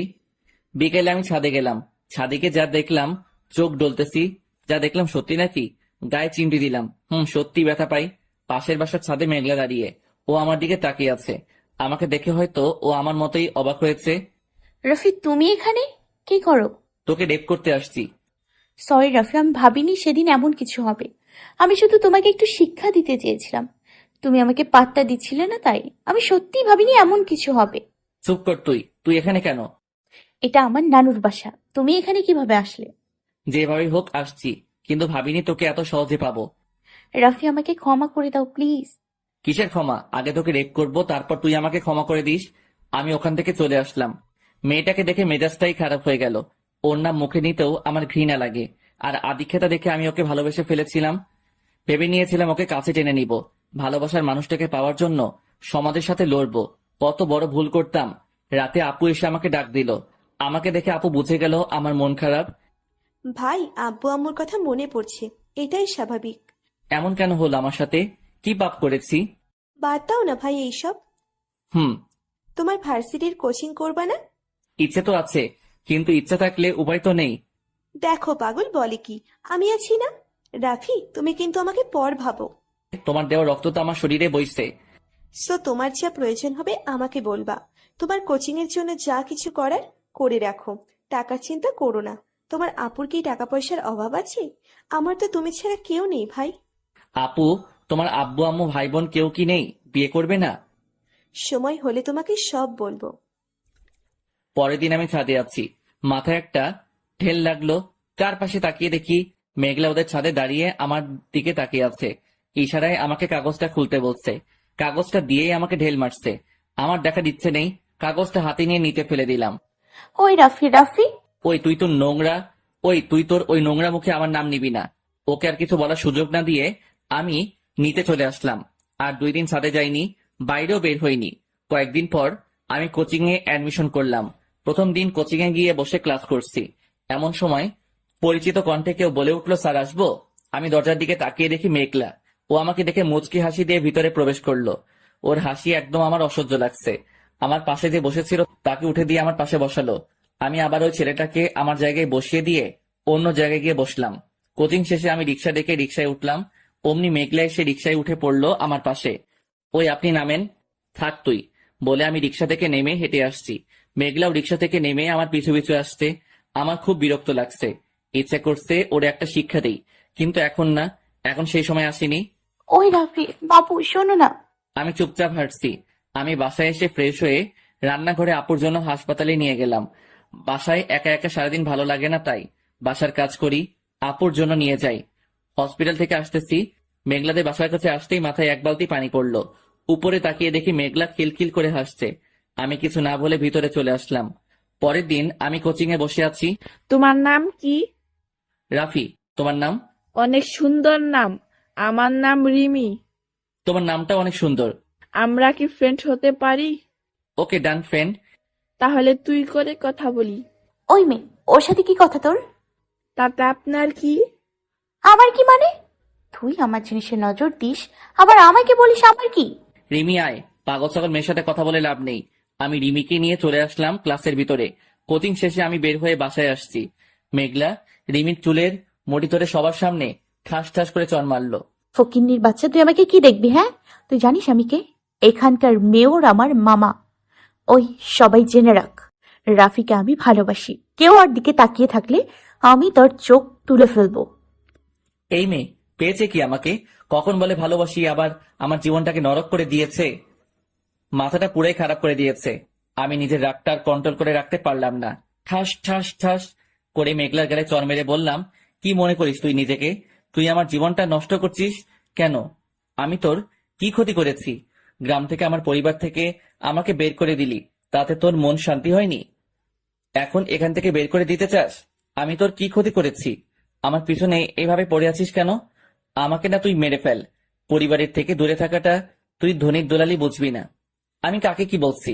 একটা কুত্তা মানুষের কষ্ট বুঝে, তুই তো কুত্তার মাঝেও পড়িস না। আমি আর কিছু না বলে চলে আসলাম। রাতে ছাদে গেলাম, দেখলাম একটা ডায়েরি, পড়তে শুরু করলাম। যত ঝগড়া ছিল, যত রকমের বোঝাপড়া ছিল তোমার সাথে, তার সবই করে নিয়েছি আমি। এখন আর কিছুই বাকি নেই, না অভিমান, না প্রত্যাশা, না কোনো আশা। জোর করে কিংবা অন্য কোনো ভাবে বাধ্য করে যে কারো কাছ থেকে ভালোবাসা আদায় করা যায় না, সে তো আমিও জানতামই। হয়তো মেনে নিতে কষ্ট হচ্ছিল শুধু, কেননা আমি ভাবতাম আমি যেহেতু ভালোবাসি, সেহেতু সেই ভালোবাসার উপর একটা অধিকার আমার অবশ্যই আছে। সেই অধিকারকে পুঁজি করেই হয়তো বারে বারে তোমাকে অসহ্য যন্ত্রণার মধ্যে ফেলে দিয়েছি। কিন্তু তোমাকে যতটা যন্ত্রণা দিয়েছি, তার শতগুণ আঘাত প্রতি মুহূর্তে আমার নিজেকে ভোগ করতে হয়েছে, যা তুমি জানো না। এখন আমি নিজেরই চোখে চোখ রেখে কথা বলতে পারি না। যখন তোমার সাথে করা আচরণগুলোর কথা মনে পড়ে, যে আমি নই, সে আমিকে তোমার সামনে হাজির করেছিলাম হয়তো। আমি ছুটে চলেছিলাম খরগোশের মতো, দৌড়ে দৌড়ে, আর এতটাই বেহুশের মতো ছুটেছিলাম যে ছুটতে ছুটতে কোন যে দিকে চলেছি সে কথাই ভুলে গিয়েছিলাম। অবশেষে আমি স্থির হলাম। এখন আমি ঠিক আছি, জ্বরটাও কেটে গেছে, মাঝখান থেকে হারিয়ে গেছে অনেক বড় কিছু। আবার মনে হয় আমি যাকে এতটা গুরুত্ব দিচ্ছি, কিংবা নিজের অজান্তেই মনে মনে যাকে আমি এতটা গ্রহণ করে ফেলেছি, আসলে কি সে আমাকে নিয়ে অতটা পরিষ্কার করে ভাবে কিছু? ভেতর থেকে তেমন কোনো সাড়া পাইনি, কিন্তু লজ্জা হচ্ছিল তাকে নিয়ে, আমার প্রত্যাশাগুলোর দিকে তাকিয়ে। কেন আমি চাইছি তাকে? যে আমাকে চাই না, কিংবা হয়তো যে আমাকে ঘৃণার চোখে দেখে না, আমি তাকেই আমার চিন্তার আলোকে আবার বহুবার এই মনে হয়েছে যে না হয় আমি তাকে ভালোবেসে ফেলেছি, কিংবা না হয় তার প্রতি আমার মনোযোগ একটু বেশি, তাই বলে তাকে অতশত বলতে কেন গেলাম? এই ভালোবাসাটুকু ভেতরে রেখে দিয়েও তো দিব্যি পুরোটা জীবন এক রকমের স্বস্তি নিয়ে ঠিক বেঁচে থাকা যেত না? অন্তত তার সামনে এতটা রুক্ষ, এতটা কপট আর বেপরোয়া তো হতে হতো না। তবুও তো আয়নায় নিজের চোখে চোখ রেখে কথা বলতে পারতাম। নিজেকে নিজের কাছে এতটা নিচু আর রুচিহীন মনে হতো না। সে যেমন করে আমাকে ভাবুক, সে যেমনই হোক কিংবা যেমনটি না হোক, তবু দূর থেকে এতটুকু বলে নিজেকে সান্ত্বনা দেওয়া যেত যে সে তো কিছু জানেই না আমার ভেতরের কথা। কিন্তু এখন যতটা এলোমেলো হয়ে গেল সবই, হয়তো এক জীবনেও তা ফুরোবার নয়। আবার এও মনে হয় একজন ভালোবাসার মানুষকে তো খুব সহজেই ক্ষমা করে সব ভুলে গিয়ে আবার বুকে জড়ানো যায়। তাহলে আমি কি তেমন কিছু ছিলাম না? আমি তার জীবনের কিছুই কি ছিলাম না? কিংবা সে আমাকে নিয়ে যেসব কথা বলতো সেগুলো কি শুধুই কথার কথা? আমি কি ভুলভাল বুঝে সত্যি বলে মেনে নিয়েছিলাম সবই? হয়তো তাই, হয়তো নয়। এখন আমি যা কিছু বুঝতে পারি না, এই পৃথিবীর যা কিছু অবদ্ধ মনে হয়, সেগুলোর আর কোনো উত্তরের খোঁজ করতে যাই না। থাকুক না ওসব অজানাই। হয়তো আমি ওসবের কোনো উত্তর পাবো না। কত কিছুই তো পাওয়া হয় না আমাদের। তার চেয়ে বরং মন থেকে যাকে সারা জীবনের জন্য গ্রহণ করেছি, তাকে রাখার প্রতিজ্ঞায় আমাকে অটল থাকতে হবে। তাকে কোনোভাবেই অস্বীকার করা যায় না। কেননা বেলা শেষে আমি হয়তো অন্য সবাইকে ধোঁকা দিতে পারি, কিন্তু নিজেকে, যাকে একবার মন গ্রহণ করে ফেলেছে, তার জায়গায় অন্য কাউকে চিন্তা করার রুচি যেমন আমার নেই, ঠিক তেমনি সে গ্রহণ না করলেও তাকে ছেড়ে যাবার কোনো পথ এখন আর আমার নেই। মিথ্যে করে অনেকেই হয়তো অনেক কিছু করে, করতেও হয় হয়তোবা। অনেকে সারা জীবন একটি মিথ্যেকে সত্যি হিসেবে প্রতিস্থাপন করতে কোনো রকমের জোড়াতালি দিয়ে অভিনয় করে, মেনে কিংবা মানিয়ে। নিজের মনের বিরুদ্ধে গিয়ে জীবন পার করতে পারলেও আমি পারিটা কি করে? কিংবা এসব করে নিজের চোখে চোখ রেখে কি করে তাকাই? নিজেকে কি জবাব দেব আমি? নিজের কাছে নিজেকে কি করে লুকাবো আমি? আমি তো সহজ একটা জীবন চেয়েছি সবসময়। এই কি তাহলে সেই সহজ জীবন? নিজেরই কাছ থেকে পালিয়ে বাঁচা, নিজের সাথে জীবনের সবচাইতে বড় লুকোচুরি খেলা? সহজ জীবন কি তবে এমন একটা জীবন যেখানে নিজেকেই নিজের সব থেকে বড় শত্রু ভেবে বাঁচতে হবে? আমার কাছে তো জীবন কখনো এমন হয়ে ধরা দেয়নি, তাহলে এখন কেন দিচ্ছে আমার কাছে? আমি যা, আমি সেটাই। যা নই তবে সেটি হবার চেষ্টা কেন করছি আমি? কেন নিজের কাছ থেকে পালিয়ে বেড়াচ্ছি? আমি যেমন নিজেকে ঠকাতে পারি না, তেমনি অন্য কাউকেও ঠকাতে পারি না। যা কিছু সঠিক তা সবসময় সুখকর হবে, এমন ধারণা কোথা থেকে এলো আমার ভেতরে? সত্য কষ্টদায়ক হলেও তো সত্য, আগে হোক আর পরেই হোক, সত্যকেই মানতে হয় শেষমেশ। নিজেকে কষ্টকর পথ থেকে মুক্ত করতে, নিজের জীবনের অভিজ্ঞতাগুলোকে অস্বীকার করতে আমি নিজেই কখন নিজের বিরুদ্ধে হাঁটতে শুরু করেছি তা আমার নিজেরই জানা নেই। হয়তো ভালোবাসার মতো একটা পবিত্র সত্তাকে তার যথাযোগ্য মর্যাদায় মূল্যায়ন করবার মতো শক্তি আমার ভেতরে নেই। হয়তো এই লড়াইটা আমি লড়তেই চাইছি না। সবচেয়ে বড় কথা, নিজের ভালোবাসাকে শ্রদ্ধা করাকেই আমি লড়াই ভাবছি। একজন মানুষ যত চেষ্টাই করুক না কেন, সে নিজের কাছ থেকে নিজের ভেতরের রূপ কখনো লুকাতে পারে না, সত্যিটাকে কখনো নিজের কাছে আড়াল করতে পারে না। বেশিরভাগ মানুষই হয়তো এই জন্য প্রতি মুহূর্তে নিজের কাছ থেকে পালিয়ে বেড়ায়, ছুটে পালায় নিজের প্রকৃত সত্তার ঘর থেকে। এটা কখনো সহজ জীবন হতে পারে না। সহজ যা কিছু, তা কিছু নিজের মাঝে ধারণ করেই আমাকে চলতে হবে। হোক সেটি কষ্টকর, হোক সেটি অগ্নিপথ, তবুও বেলা শেষে নিজেকে দেবার মতো নিজের হাজারো প্রশ্নের উত্তর আমার কাছে থাকবে। আমাকে মিথ্যে করে লোক দেখিয়ে বলতে হবে না যে আমি খুব সুখী একজন মানুষ। কখনো কাউকে মিথ্যে করে যত্ন নিয়ে বলতে হবে না যে বেশ ভালো আছি। বরং আমাকে দেখেই যেন সকলের মনে এই কথাটি আসতে বাধ্য হয় যে আমি বেশ ভালো আছি। আমি তো আমার জীবনটাকে একটা খেলা হিসেবে মেনেছি, তাহলে হঠাৎ একে লড়াই ভাবতে শুরু করলাম কবে? আপুর ডাক আসলো, তাই ডায়েরিটা ছাদেই লুকিয়ে রাখলাম। ডায়েরিটা আর পড়া হলো না। এতক্ষণ যা পড়লাম তা কিছুই মাথায় ঢোকেনি। ভেবে উঠতে পারছি না কার এটা পড়, কাকে নিয়ে। এত কিছু ভেবে আর মাথা নষ্ট না করে আপুর কাছে গেলাম। পরের দিন আমি কোচিং এ যাচ্ছি। অমন সময় মেঘলা আমার পাশে আসলো। রাফি বেবি, কেমন আছো? ভালো। বাবুটা মুখটা প্যাঁচার মতো করে রেখেছে কেন? এমন গোমরা মুখে তোমায় প্যাঁচার মতো লাগে, একটু হাসো। আমার মাথা গরম হয়ে যাচ্ছে ওর আদিক্ষেতা দেখে। কিছু না বলে আমি নিজের মতো হাঁটছি। রাফি, তুমি ভালো করেই জানো আমি কারোর অবহেলা সহ্য করতে পারি না। তুমি ছাড়া কেউ কখনো আমাকে অবহেলা করেনি। সেদিন অবহেলা সহ্য করতে না পেরে এমন করেছি। তোমাকে কিভাবে বোঝাবো তোমাকে আমি সত্যিই ভালোবাসি। আমি আপনার এইসব কথা শুনতে চাই না, প্লিজ স্টপ। এইরকম ভাবে অনেক দিন গেল। কোচিং শেষ, ভর্তি পরীক্ষা দিয়ে ভার্সিটিতে ভর্তি হলাম। এর মধ্যে মেঘলা অনেকবার আমার কাছে এসেছে, আমি ফিরিয়ে দিয়েছি। আব্বু আম্মুর সাথে কখনো কথা হয়নি, দেখাও হয়নি। খুব মিস করি আব্বু আম্মুকে, মিস করি সেই দিনগুলো আর হারানো বন্ধুগুলোকে। ভালো লাগে না শহরের এই বন্দি জীবন। ভার্সিটির ক্যাম্পাসে আমার ফ্রেন্ড শিয়াবের সাথে বসে আড্ডা দিতেছি। হঠাৎ আমার চোখ আটকে গেল মেঘলার দিকে।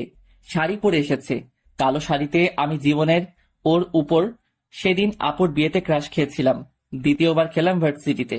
মাঝে মাঝে মন বলে সব ভুলে ওকে বুকের পাঁজরে জড়িয়ে নেই, কিন্তু ভুলতে পারি না সেই দিনটাকে। ওর জন্য আজ আমি পরিবার ছাড়া, আমার আব্বু কারো সামনে মাথা উঁচু করে কথা বলতে পারি না। এটা ভাবতেই আমার মাথায় বুদ্ধি আসলো, প্রতিশোধের রাস্তা চলে আসলো। আমার বাবা মাথা উঁচু করতে পারে না, গ্রামের মানুষ আমাকে থুতু দিয়েছে, আমি ওর বাবার মাথা উঁচু করতে দিব না। ওর মুখে গ্রামের লোক থুতু দিবে। আমি ওর দিকে অপলক তাকিয়ে আছি। মেঘলা আমার দিকে তাকিয়ে একটা মুচকি হাসি দিল। আমি ওর কাছে গেলাম। কি ব্যাপার, আজ তুমি আমার কাছে আসলে? আসতে পারি না, ওকে চলে যাচ্ছি। আমি চলে আসার জন্য এক পা বাড়িয়েছি, মেঘলা আমার হাত ধরে ওর দিকে টান দিল। তুমি তো এতটুকু এসছো, মাঝখানে বিশাল তফাৎ। আমি তোমাকে আরো বেশি কাছে চাই। ছেড়ে দাও, লোকে দেখছে। দেখুক, আমি কাউকে ডরাই না, শুধু তুমি থাকলে আমার চলবে। জানো, কালো শাড়িতে তোমাকে সেদিন বিয়েতে দেখে জীবনের প্রথম ক্রাশ খেয়েছিলাম। এই কালো শাড়িতেই আমার জমানো অভিমান নীলচে মেঘে হারিয়ে অপরন্ত ভালোবাসা পাঠিয়েছে তোমার কাছে। রাফি, আমি স্বপ্ন দেখছি না তো? ওকে প্রমাণ করে দিচ্ছি, স্বপ্ন না বাস্তব। এই বলে ওর গালে একটা কিস দিলাম। মেঘলা লজ্জায় মুখ ঢেকে নিল। এই শয়তান, সবার সামনে করলা কেন? স্বপ্নে তো অন্য কেউ দেখলে সমস্যা নেই। আমি এখনো বিশ্বাস করতে পারছি না। রাফি, আজ আমি অনেক অনেক খুশি। চলো ঘুরতে যাব। আজ না কাল। ওকে। আমি মনে মনে বলছি, খুশি না হয়ে কাঁদো। তোর জীবনটাকে এবার আমি নরক দেখাবো, জ্বালাবো, পোড়াবো। রাফি, আই লাভ ইউ জান। I love you too. আমরা দুইজনে একসাথে হেঁটে বাসায় আসলাম, গোসল করে খেয়ে ঘুমিয়ে গেলাম। বিকেলে উঠে ছাদে গিয়ে দেখি মেঘলা দাঁড়িয়ে আছে আকাশের দিকে তাকিয়ে। মহারানী কি কবিতা আবৃত্তি করবে নাকি? মেঘলা আমার দিকে তাকিয়ে মুচকি হেসে বলল, না, পারি না। আমি কবিতা শোনাই। শোনাও। তোমার মেঘলা মেঘলা মন, মেঘলা মেঘলা চোখ, মেঘলা মেঘলা হাসি, মেঘলা মেঘলা প্রেম, মেঘলা মেঘলা তাকিয়ে থাকা, মেঘলা আকাশ পানে আমি সবেই ভালোবাসি। ভালো লেগেছে তোমার আবৃত্তি, কিন্তু কবিতা পারো না, সেটা তো বলবা না। ফাজিল, প্রতিটা লাইনে মেঘলা মেঘলা মেঘলা প্রেম আবার কেমন? আমি জানি না কেমন, আমার কবিতার প্রতিটা লাইনে যেমন তুমি, তেমনি আমার জীবনের প্রতিটা লাইনেই মেঘলা তুমি, শুধু তুমি। পাগল, এতটা ভালোবাসো তাহলে আমাকে এতদিন ফিরিয়ে দিয়েছো কেন? দেখেছি পাগলিটা পাগলটাকে কতটা ভালোবাসে। চলে যাও কি না? ওকে বাই, চলে যাচ্ছি। ওই কই যাও? কোথাও যাব না। এরপর আমাকে একটি কষ্ট দিলে তোকে আমি খুন করে ফেলবো। এইভাবে বললে কিন্তু আমি পালিয়ে যাব। এখনই ঠ্যাং ভেঙে রাখবো। এত ভয় দেখাও কেন বলো তো? রাফি, তোমার ফোন নাম্বারটা? আমি মেঘলাকে ফোন নাম্বার দিয়ে নিচে চলে আসলাম। রুমে বসে ভালো করে ভাবছি প্ল্যানটা, এটা কি ঠিক হবে কি না। ওর জন্য এইরকমই ঠিক হবে। এমন সময় দরজায় কলিং বেলটা বেজে উঠলো। দরজা খুলে দেখি একটা লোক। কাকে চাই? তুমি কে? আমি যেই হই না কেন, আপনি কাকে চান? রুহি আছে বাসায়? না, আপু হসপিটাল থেকে এখনো ফিরেনি। তোমাকে তো চিনলাম না, তুমি কে? আমি আপুর ছোট ভাই। শিলে আসলে ওকে বলবা মামুন এসেছিল। ওকে। একটু পর আপু আসলে আপুকে বললাম মামুন নামে একজন এসেছিল। নামটা শুনে আপুর মুখের রংটা বদলে গেল, হাসি হাসি ভাবটাও কালো মেঘে ছেয়ে গেল। আপু, কি হলো? কিছু না, যাও তুমি ঘুমাও। কিছু তো একটা আছে, যেহেতু আপু বলতে চায় না তা নিয়ে আর না ভাবাই ভালো। আমি তো তার আশ্রয়ই তো। পরের দিন ভার্সিটিতে না গিয়ে মেঘলাকে নিয়ে ঘুরলাম। বিকেল বেলা বাসায় আসলাম। এইভাবে আরো 3টা মাস চলে গেল। মেঘলা আমাকে ছাড়া একটা মুহূর্ত থাকতে পারে না। এখন থেকে খেলা শুরু। ঘুম থেকে উঠে দেখি মেঘলা অনেকবার কল দিয়েছে। আমি প্রতিদিনের মতো আজ আর ওকে কল দিলাম না। আপু নতুন বাইক নিয়ে দিয়েছে কাল। বাইক বের করে ভার্সিটিতে গেলাম। ভার্সিটিতে গিয়ে ক্যাম্পাসে বন্ধুদের সাথে আড্ডা দিতেছি বাইকে বসে। গেটের দিকে তাকিয়ে দেখি মেঘলা আসছে। চোখ দুটো লাল হয়ে রেগে গাল ফুলে টমেটোর মতো হয়েছে। আমি না দেখার ভান করে ওদের সাথে আড্ডা দিচ্ছি। রাফি, তোমার ফোন নাম্বারটা? পকেটে। কেন? ফোন বের করে দেখো, কতবার ফোন দিয়েছি। কি সমস্যা, ফোন ধরো না কেন? আর আমাকে রেখে আসছো কেন? সরি, নতুন বাইক পেয়ে খুশির ঠেলায় আগে এসেছি। It's okay. হুম। কি? কিছু না। রাফি, তোমার মন খারাপ? না, আমার ভালো লাগছে না। আমি ক্লাসে গেলাম। মেঘলা অবাক হয়ে আমার দিকে তাকিয়ে আছে। আমাদের ক্লাসে একটা নতুন মেয়ে এসেছে। আমি তার কাছে গিয়ে বসলাম। হাই, আমি রাফি। আমি রিয়া। রিয়া, একটা সত্যি কথা বলি? ওকে, বলো কি বলতে চাও? রিয়া, তোমার নাকটা অনেক ভীষণ সুন্দর। এত সুন্দর নাক কোথায় পেয়েছো? হি হি হি, নাক কি পাওয়া যায় নাকি? পাইছই তো। তোমার নাকের মতো আর কারো নাক নেই। প্রথম কেউ আমার নাকের প্রশংসা করলো। রাফি, হুম। এইদিকে আসো, কথা আছে। পরে বলি। মেঘলা আর কিছু বলল না। ভার্সিটি শেষে আমি বাইক নিয়ে রিয়ার কাছে গেলাম। উঠো, তোমাকে পৌঁছে দেই। না, থাক। উঠো তো। রিয়া উঠলো। আমি মেঘলার সামনে দিয়ে আসলাম, দেখেও না দেখার ভান করে। বিকেলে কলিং বেল বাজছে, দরজা খুলে দেখি মেঘলা। কি ব্যাপার তুমি? আমি আসলে কি কোনো সমস্যা, নাকি ওই ডাইনি মেয়েটা আছে? ও ডাইনি না, ওর নাম রিয়া। রাফি, তুমি এমন করছো কেন আমার সাথে? কেমন করছি আমি? আমাকে ইগনোর করছো। তুমি আমাকে ভুল বলছো মেঘলা। একটা মেয়েকে বাইকে ওঠালা, আমাকে তো তোমার নতুন বাইকে ওঠাওনি। তুমি জানো না তোমার সাথে আমি অন্য কাউকে সহ্য করতে পারি না? ও উঠে পড়লো, কিভাবে না করি বলো? এত রাগ উঠেছে জানো, আমার খুব কষ্ট হয়। একটা জিনিস চাবো, দিবা? কি বলো? তোমাকে আমি সবকিছুই দিতে রাজি। তোমাকে চাই। রাফি, আমি তো শুধু তোমারই। রাতে আমি বই পড়ছি। রাফি, আসবো? হ্যাঁ আপু, আসো। ওই লোকটা কি আজও এসেছিল? না। তুমি না জানতে চাও আমি একা থাকি কেন? আমার মা বাবা বেঁচে আছে কি নাই? জানো রাফি, আমার সবই আছে। আমার বাবা মা আছে, সুখের একটা সংসারও ছিল। কাল লোকটা আসছিল, উনি আমার স্বামী ছিল, এখন নেই। আপু, তুমি তাহলে একা থাকো কেন? আমি যখন পড়াশোনা শেষ করে ডাক্তারি করছি, প্রথম দেখায় ও নাকি আমাকে ভালোবেসে ফেলে। আমার পিছু 2 মাস ঘুরে আমারও ওকে ভালো লাগতো। ওর বাবার ব্যবসা দেখাশোনা করতো। ওকে আমি বাসায় বিয়ের প্রস্তাব দিতে বলি। ভালো ঘরের একমাত্র ছেলে, বাবার বিশাল বড় ব্যবসা সামলাচ্ছে, তাই বাসায় রাজি হয়ে যায়। আমাদের বিয়ে হয়, সুখের সংসার চলছে। কিন্তু 5 বছরে কোনো সন্তান হলো না। সবাই চাপ দিচ্ছে বাচ্চা নেওয়ার, কিন্তু আমি কখনো মা হতে পারবো না। ইদানিং ও বদলে যেতে শুরু করে, আমার সাথে প্রায় ঝগড়া হয়।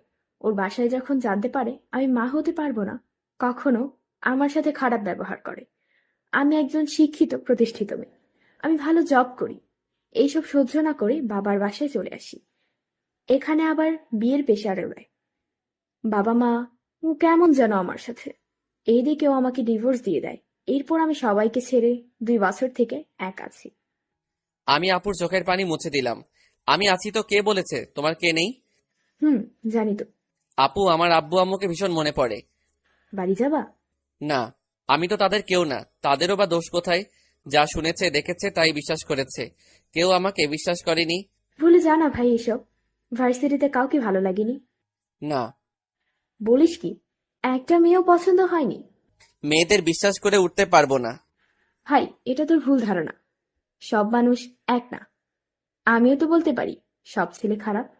হুম। যাও ঘুমাও। আমার ঘুম আসছে না কিছুতেই। ভেবে ভেবে ক্লান্ত হয়ে গেছি। আমি আগে প্ল্যান করেছিলাম মেঘলার সাথে বেড শেয়ার করে ওকে নষ্ট করে বিয়ে করব না। ওর মান সম্মান নষ্ট করব, ওর বাবারও মান সম্মান নষ্ট হবে, ওর জীবন নষ্ট, ও মানুষকে মুখ দেখাতে পারবে না। কিন্তু আমার মনে হচ্ছে কাজটা ঠিক করছি না। এত খারাপ একটা কাজ আমি করতে পারবো না। ও আমাকে ভালোবাসে, আমি এই জন্য ওর সাথে প্রেমের অভিনয় করে আসছি। কিন্তু আমি এত জঘন্য একটা কাজ করতে পারবো না।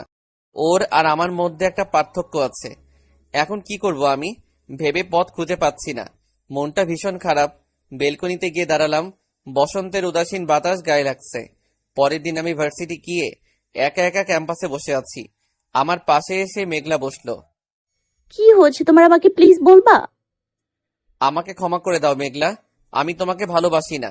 তোমার থেকে প্রতিশোধ নেওয়ার জন্য আমি ভালোবাসার অভিনয় করে এসেছি। তোমাকে বোঝাতে কতটা কষ্ট হয়েছে আমার। আমি চাইলে আম্মুকে আম্মু বলে ডাকতে পারি না, খুব কষ্ট হয়। আমি সেই কষ্টটা তোমাকে দিতে চেয়েছি, কিন্তু আমি কাল সারা রাত ঘুমাতে পারিনি। আমি পারবো না তোমার সাথে এটা করতে। আমাকে ক্ষমা করে দাও। মেঘলা হয়তো কখনো কল্পনাতেও এমনটা ভাবিনি, তাই নিস্তব্ধ হয়ে আছে। কিছু বলার ভাষা হারিয়ে ফেলেছে। আমি চলে আসলাম ওখান থেকে বাসায়। বিকেলে ছাদে গেলাম, মেঘলা নেই। পরের দিন কলেজেও মেঘলাকে দেখলাম না। আমার কিছু ভালো লাগছে না। বাসায় চলে আসলাম। বাসাতেও ভালো লাগছে না, খুব অসহ্য লাগছে। মনের মাঝে যে সুখটা থাকে আমার মাঝে সেটা নেই। খারাপ লাগার কারণটাও খুঁজে পাচ্ছি না। খুব কষ্টে দিন কাটলো। রাতে ছাদে গেলাম, মেঘলা আসেনি। ও নেই তাতে আমার কি? রাতে ঘুমও আসছে না। সারা রাত জেগে কাটালাম। পরের দিন কলেজে গেলাম না। নিজেকে খুব অসহায় লাগছে। আমি খুব একা। মানুষ তখনই একা হয়ে যায় যখন তার ভাবনাতে কেউ থাকে না, কল্পনা ব্যস্ত, মনটাও নিস্তব্ধ হয়ে যায়। তখনই মানুষ নিজেকে খুব বড্ড একা একা লাগে। ভালো লাগে না কিছু, জীবনটা অসহ্য লাগে। জীবনে কত কিছু বদলে গেছে তা মেনে নিতেও যদি হয়, কিন্তু পারছি না। সবার জীবন এইভাবেই বদলায় কি? বড় হওয়ার খুব ইচ্ছে ছিল রাফির।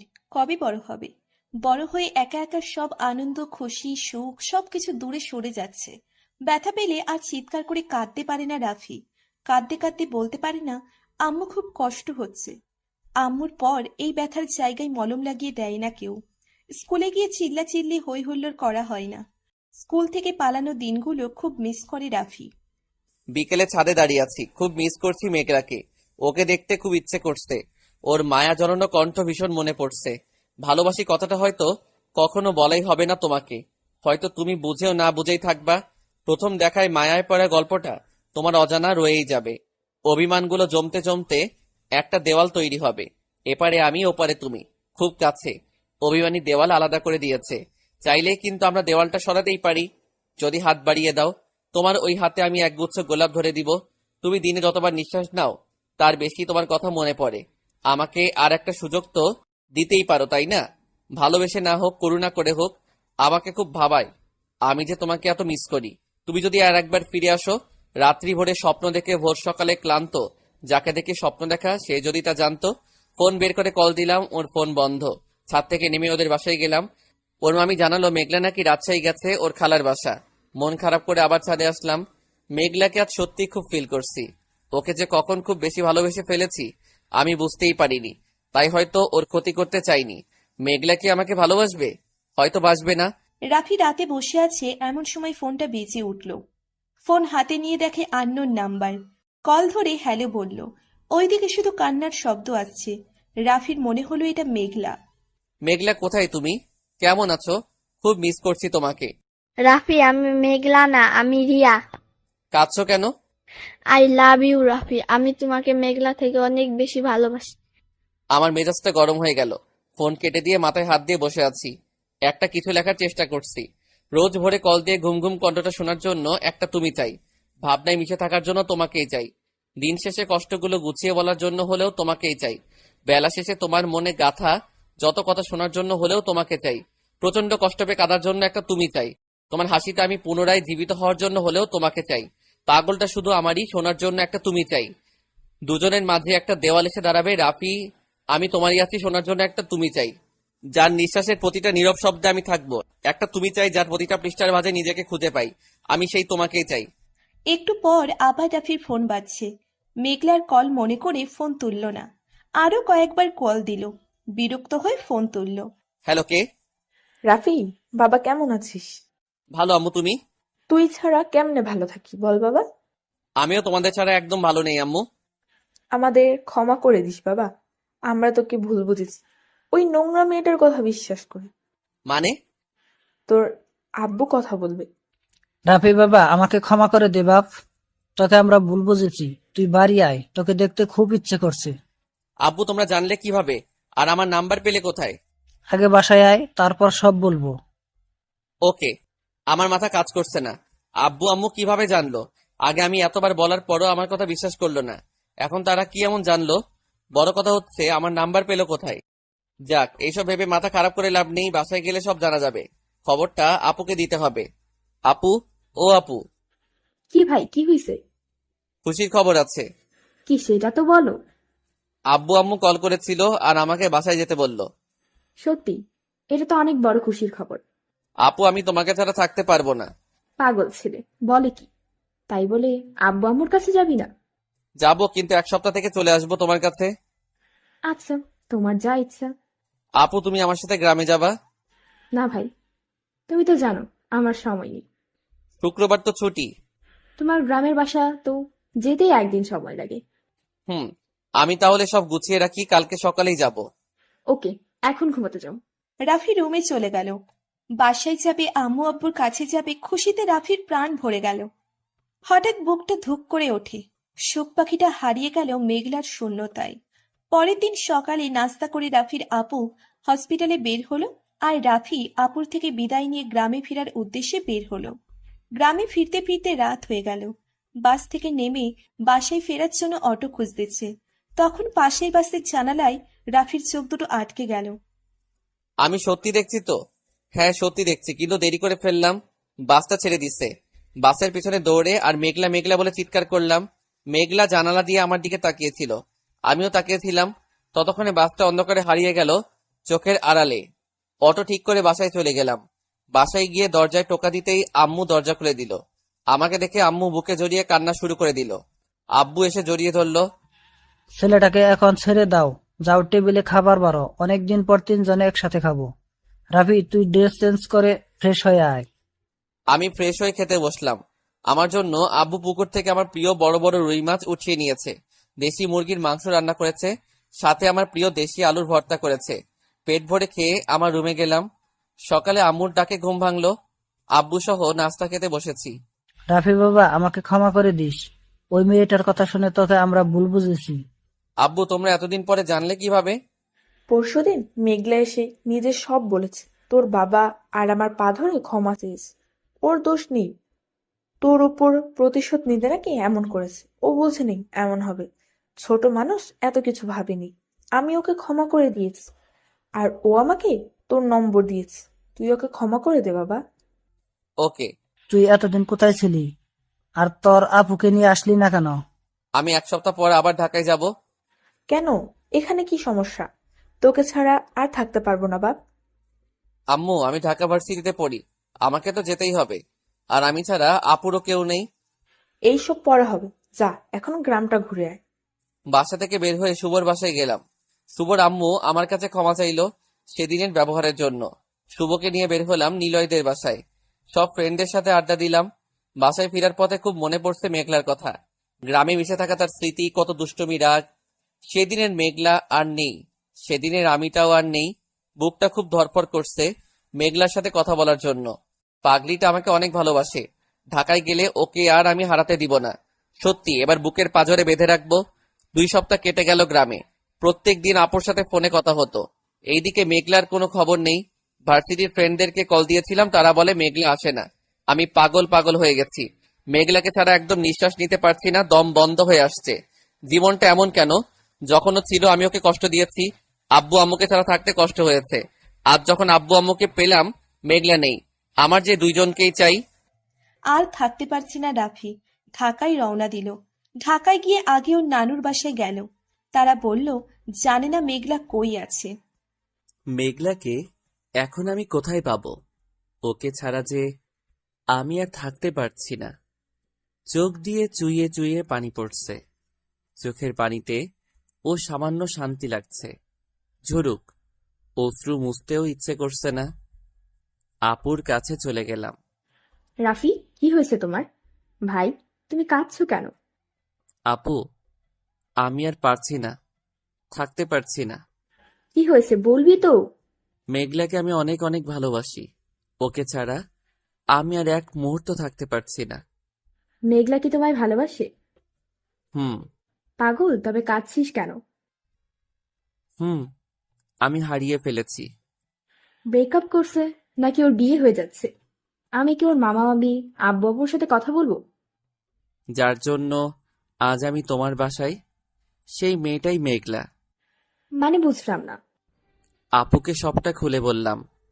আপু, ওকে ছাড়া আমি আর থাকতে পারছি না। আমার জীবনে এখন সবকিছুই আছে। আব্বু আম্মু, বন্ধু, তুমি আছো, সব আছে। শুধু মেঘলা নেই। মেঘলা ছাড়া মনে হচ্ছে আমি একা, বড় একা। তোমরা সবাই আমার সঙ্গতা, আমার চারপাশ, কিন্তু মেঘলা যে আমার মন। মন ছাড়া আমি শূন্য, চারপাশটাও শূন্য। যাও ভাই, রুমে যাও। আমি দেখছি মেঘলা কোথায়। ওর মামার বাসায় গিয়ে কথা বলে আসি। আর একটা কথা মনে রেখো, মেঘলা যেহেতু তোমায় ভালোবেসেছে, সেহেতু সেখানেই থাকুক, তোমারই আছে। ও কিন্তু তোমাকে তোমার পরিবারের কাছে ফিরিয়ে নিচ্ছে। নিজের আর নিজের বাবার মান সম্মান শেষ করে দিয়েছে। কেন জানো? তোমাকে ভালোবেসে। তুমি তো এটাই চাইছিলে, ও তোমাকে সেটাই দিয়েছে। তো তোমার চারপাশ আছে। যে তোমাকে ভালোবেসেছে, সে তোমাকে ছাড়া থাকতে পারবে না। তুমি শান্ত হও, ভালোবাসলে সে ফিরে আসবে। রাফির আপু চলে গেল। রাফি নিজেকে শান্ত করতে পারছে না। কাঁদতে কাঁদতে কখন যে রাতে ঘুমিয়ে গিয়েছে জানে না। আপুর ডাকে ঘুম ভাঙল। ভাই ওঠো, নাস্তা করো। আপুর সাথে নাস্তা করলাম। আপু আমাকে জানালো মেঘলার মামি নাকি বলল মেঘলা লন্ডনে গেছে, ওখানে ওর ছোট মামা থাকে, ওখানেই থাকবে। এটা শুনে বুকটা ধড়ফড় করছে। কলেজে যাবা? না। কলেজে যাও, বাসায় একা থাকলে বেশি খারাপ লাগবে। কলেজে গিয়ে আড্ডা দাও। ওকে।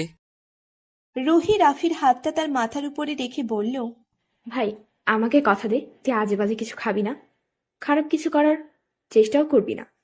নেশা কখনো কাউকে ভুলাতে পারে না, কিছু ভুলাতে পারে না। আপু কখনো আমি এমনটা করব না। তুই কলেজে যা, কলেজ থেকে বাসায় এসে আমার জন্য লাঞ্চ নিয়ে আসবি। আপু বেরিয়ে গেল, আমিও কলেজে গেলাম। রাস্তাটায় মেঘলার স্মৃতি, আমি হাঁটতে পারছি না। আপু বাইক নিয়ে আসতে দেয়নি। মাথা ঠিক নেই আমার, যদি দুর্ঘটনা ঘটে যায়। আপন বোন না হয়েও রুহি আপুকে আমার নিজের থেকে বেশি ভালো লাগে। কলেজ ক্যাম্পাসে ঢুকতেই রাফির সাথে একটা বোরখা পরা মেয়ের ধাক্কা লাগে। রাফি সরি বলে। মেয়েটা কিছু না বলে রাফির দিকে তাকিয়ে চলে গেল। কেন যেন রাফির মেয়েটাকে খুব চেনা চেনা লাগছে। চোখে চশমা, চোখ দুটো মায়াবী, ঠিক মেঘলার মতো। রাফি কেমন আছো? ভালো। জানতে চাইবা না আমি কেমন আছি? রিয়া, আমি মেঘলাকে অনেক ভালোবাসি। আমি তোমাকে ভালোবাসতে পারবো না। রাফি, মেঘলা তো দেশে নেই, বিদেশে চলে গেছে। তো কি হয়েছে? তোমার সাথে আমার সম্পর্ক হলো, আমি বিদেশে গেলাম, তুমি অন্য কাউকে ভালোবাসবে? আমি কিছুদিনের জন্য বিদেশে যাব। আমি রিয়াকে কিছু বলার সুযোগ না দিয়ে ক্লাসে গেলাম।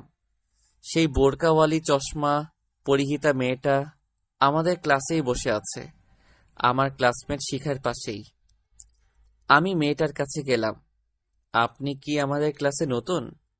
মেয়েটা মাথা নেড়ে হ্যাঁ সূচক উত্তর দিল। আসলে আপনাকে খুব চেনা চেনা মনে হচ্ছে। মেয়েটা হাতের ইশারায় বোঝালো সে রাফিকে চেনে না। আপনি কথা বলতে পারেন না?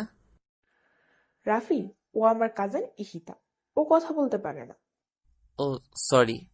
কয়েকটা ক্লাস করে ফ্রেন্ডদের সাথে আড্ডা দিয়ে বাসায় চলে আসলো রাফি। রুহির জন্য লাঞ্চ নিয়ে গেল হসপিটালে। হসপিটালে রুহিকে হেল্প করলো, একসাথে রাতে বাসায় ফিরল। সারাদিন খুব মিস করেছি মেঘলাকে। একটা ডায়েরি আছে আমার, ডায়েরিটা নিয়ে লিখতে বসলাম। রাতটা কেটে যাবে, ঘুম তো পালিয়েছে মেঘলার পিছু পিছু। জানো কলিজা, তোমার আমার শরীরটা অনেক অনেক দূরে, 1000 কিলোমাইল দূরে। তোমার ওই মনটা যেখানে আমার থাকার কথা, সে হয়তো আমার জন্য না ফেরার দেশে। বিশ্বাস করো, আমার অস্তিত্ব জুড়ে তুমি মিশে। এত বেশি তোমার কথা মনে পড়ে যে হিসাব করলে প্রতিটা সেকেন্ডের থেকে বেশি হবে। জানো, খুব অভিমান হয়। তুমি আমাকে ছাড়া অনেক ভালো আছো, আমি কেন তোমাকে ভেবে কাঁদি? কেন কাঁদবো আমি? কার জন্যে কাঁদবো? যে আমাকে ভালোবাসে না। আমি তো তোমার যোগ্য না, আর কখনো বিরক্ত করব না তোমায়। এইসব ভাবতে ভাবতেই হঠাৎ করে মনে পড়ে যায়। তোমাকে যদি একবার দেখতে পেতাম, কথা বলতে পারতাম, তোমাকে বলতে পারতাম খুব মিস করছি তোমাকে, খুব ভালোবাসি তোমায়। ভুলেই যাই পূর্বের সেই কথা। তোমার কথা আর ভাববো না ভেবেছিলাম একটু আগে। কেন তোমার কথা ভাববো না বলো? আমি যে তোমাকে ভালোবাসি। ভালোবাসায় যদি দুজনেরই ভালোবাসার কথা হতো, তাহলে হয়তো আমি তোমাকে প্রথমে ভালোবেসে ফেলতাম না, যার কোনো অস্তিত্ব ছিল না। তখনও একতরফা ভালোবাসা। তোমাকে কাছে পেয়ে নিজেকে খুব সুখী মনে হতো। ভালোবাসার ভালোবাসার মানুষ হয়ে ওঠার মতো আনন্দ হয় না। খুব খুব ভাবি কিভাবে তোমাকে আমি বোঝাবো আমি তোমাকে অনেক ভালোবাসি। পাগল পাগল হয়ে গেছি, ভালো লাগে না কিছু। ভুল বললাম, তোমাকে ছাড়া কিছু ভালো লাগে না। আর সমস্ত ভালো লাগার উৎস তুমি। সূর্যের আলো ছাড়া যেমন এই সুন্দর প্রকৃতি আধারে ডুবে যায়, তুমিহীনা আমার সমস্ত ভালো লাগাগুলো আধার হয়ে যায়। আমার তোমাকে চাই। তোমাকে নিয়ে না ভাবলে সত্যি আমার দম বন্ধ হয়ে যাবে। হ্যাঁ, এটা আমার স্বার্থপরতা। তোমাকে ছাড়া থাকতে পারি না বলেই তোমাকে আমি চাই। বাস্তবতা কিন্তু স্পষ্ট বলে দিয়েছে তুমি কখনো আমার হতে পারবে না। এ হয় না, তবে কেন এত অনুভূতি তোমার জন্য? কেউ তো এই উত্তর দিতে পারবে না। যদি এর কোনো উত্তর না হয়ে থাকে, কেমন করে ভুলবো? সেই পথ দেখে দাও। এই যে লিখলাম, পথ দেখে দাও ভুলে যাওয়ার। বুকটা কেঁপে উঠল। তোমাকে ভুলে যাওয়ার পর আমি কি নিয়ে থাকবো জানো? তোমাকে যে বলতাম, প্লিজ আমাকে কষ্ট দিও না, একটু সময় দাও আমাকে। আমি এখন সেই কষ্টটাও মিস করছি, কারণ অতটুকু কষ্ট পেলেও তুমি আমার ছিলে। এখন তো পুরোটাই নেই। শপিং মলে গেলে সুন্দর সুন্দর শাড়ি দেখলে মনে পড়ে যায় তোমার কথা। একটা শাড়ি নিতে ইচ্ছে হয় তোমার জন্য। তুমি যে শাড়ি পরতে অনেক পছন্দ করো, তোমার শাড়ি পরায় যতটা সুন্দর লাগে তোমায়, ততটা হাসিও পায় আমার। পিচ্ছি একটা তুমি, শাড়ি কুচি করে রাখায় পেট ফুলে যায়, আমার খুব হাসি পায়। জানো পাখি, আজ তোমার জন্য একটা শাড়ি নিয়েছি, হয়তো কখনো তোমায় দেওয়া হবে না। উদয় যে কেন নিলাম জানি না, কিন্তু বিশ্বাস করো, তোমার জন্য শাড়ি নিয়েছি, মনে অন্যরকম একটা আনন্দ লাগছে, সেটা প্রকাশ করতে পারছি না। আরও তো অনেকবার আমাদের কথা হতো না অনেক দিন, প্রত্যেকবার মনে হয়েছে তোমাকে হারিয়ে ফেললাম, কিন্তু আবার ফিরে তো পাই। এবার আর ফিরে পাবো না তোমায়। যখন ভাবি তুমি হয়তো অন্য কারোর সাথে সম্পর্কে জড়িয়ে আছো, বিশ্বাস করো, আমি ভাবতে পারি না তুমি অন্য কারো। তুমি শুধু আমার। সব চাওয়া হয়তো পূর্ণ হয় না, তুমি আমার জীবনের বিশাল একটা অপূর্ণতা, যা কখনো পূর্ণ হবে না। ডায়েরিটা অফ করে টেবিলের উপর রেখে চোখ বন্ধ করে শুয়ে পড়ল রাফি। সকালে আপুর ডাকে ঘুম থেকে উঠল রাফি। আপুকে রান্নায় সাহায্য করলো। তারপর খেয়ে দুই ভাই বোন বের হলো। রাফি আজকে বাইক নিয়ে বের হয়েছে, কেননা রাফি তার বোনকে হসপিটালে নামিয়ে দিয়ে ভার্সিটিতে যাবে। ভার্সিটিতে যাওয়ার পর হাই রাফি। কেমন আছো? ভালো, তুমি? বেশ আছি। রাফির মন বলছে, একজোড়া চোখ তার দিকে বারবার দেখছে। বুকটাও কেমন যেন থরথর করে কাঁপছে। এটা কিসের ইঙ্গিত? মেঘলা কি তাহলে তার পাশাপাশি আছে? চারিদিকে তাকালো, সে কই? কেউ নেই তো। রাফি, কি খুঁজো? না, কিছু না। রাফি এবং তার আরো বন্ধুরা মিলে আড্ডা দিচ্ছে। তখন শিহুবা বলে উঠল, রাফি আজ একটা কবিতা শোনা। না রে, মন ভালো নেই। সাথে শিখা বসেছিল, আর ওই বোরখাওয়ালি মেয়েটা। শিখা বলল, রাফি ঈশিতা অনেক ভালো কবিতা লেখে, তুই কবিতাটা আবৃত্তি কর।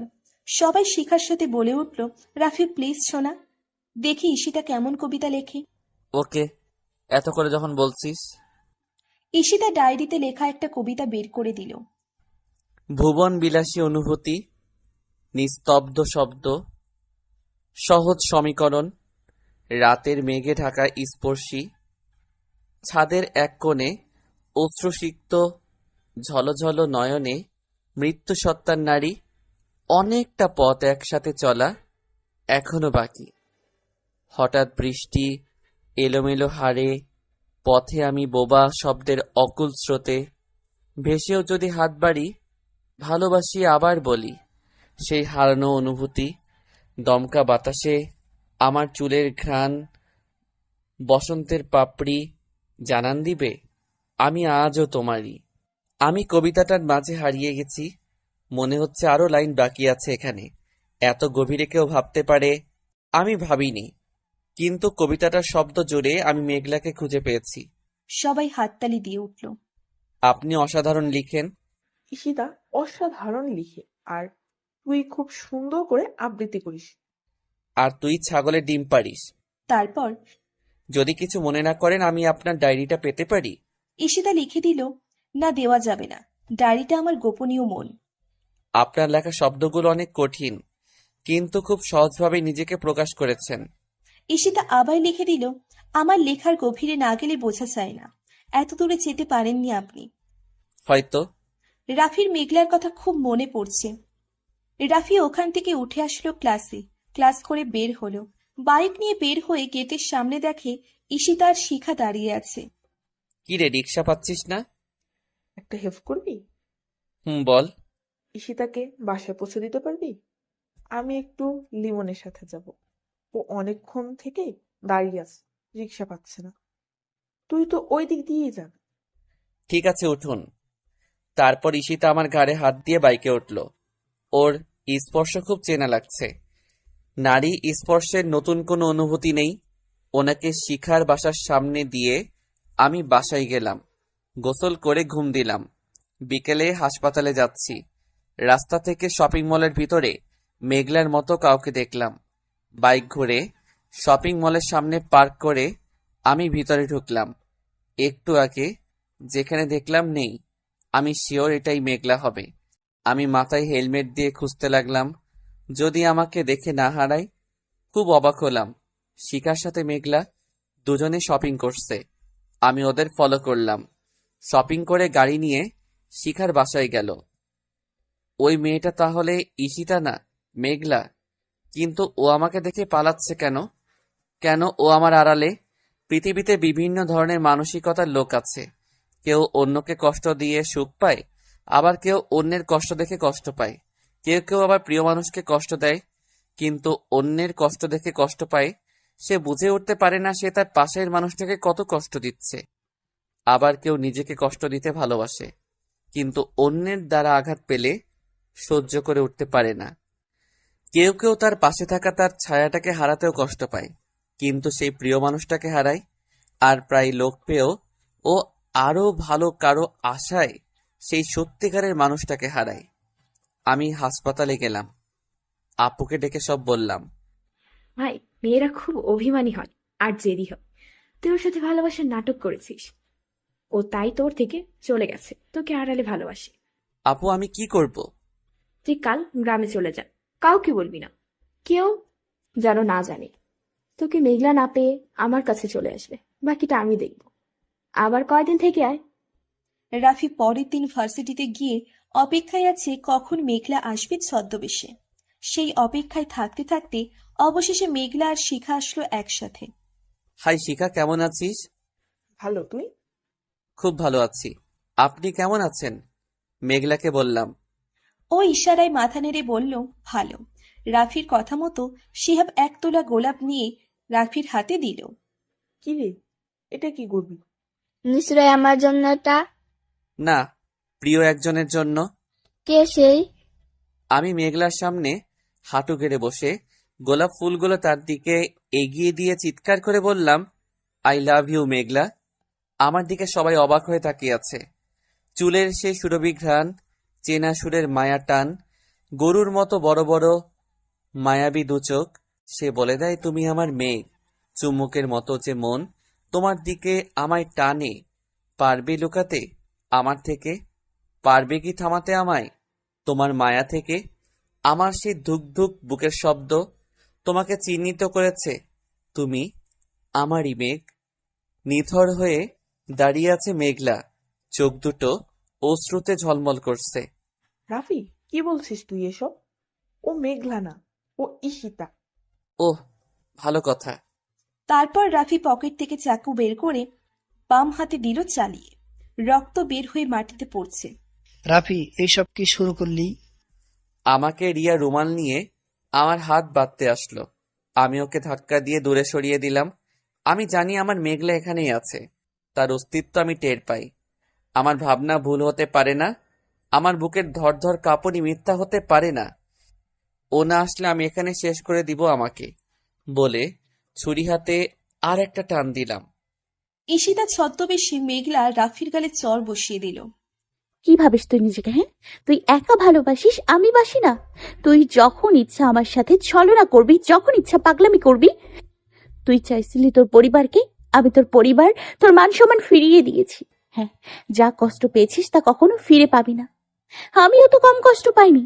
তুই চাইছিলি আমার আর আমার বাবার মান সম্মান শেষ করতে, আমি নিজেই আমাদের মান সম্মান শেষ করে দিয়ে এসছি। তোর আর কি চাই? কেন এমন করছিস আমার সাথে? তুই বলেছিস আমাকে তুই ভালোবাসিসনি। আমি একা থাকতে চাই রাফি, প্লিজ আমাকে একা থাকতে দে। আমি তোমাকে চাই মেঘলা, প্লিজ আমাকে ক্ষমা করে দাও। আমাকে যদি সত্যিই ভালোবেসে থাকিস তাহলে কখনো নিজের ক্ষতি করবি না। আর আমাকে ভালোবেসে থাকলে, আমার কথা না রাখলে তুই আবার মরা মুখ দেখবি, আমাকে আর দেখার চেষ্টা করবি না। রাফির হাত দিয়ে রক্ত পড়েই যাচ্ছে, মাথাটা ঝিমঝিম করছে। মেঘলার কথাগুলো মাথায় নিতে পারছে না। চারদিকটা ঘুরছে, গাছগুলো যেন রাফির মাথায় ভেঙে পড়ছে। চোখ দুটো বন্ধ হয়ে আসছে। আমি চোখ খুলে দেখি আমি আমার রুমে, আমার হাতে ব্যান্ডেজ। উঠতে যাব, মাথা ঝিমঝিম করছে। এখন রাত না দিন বুঝতে পারছি না। এমন সময় আপু চলে আসলো।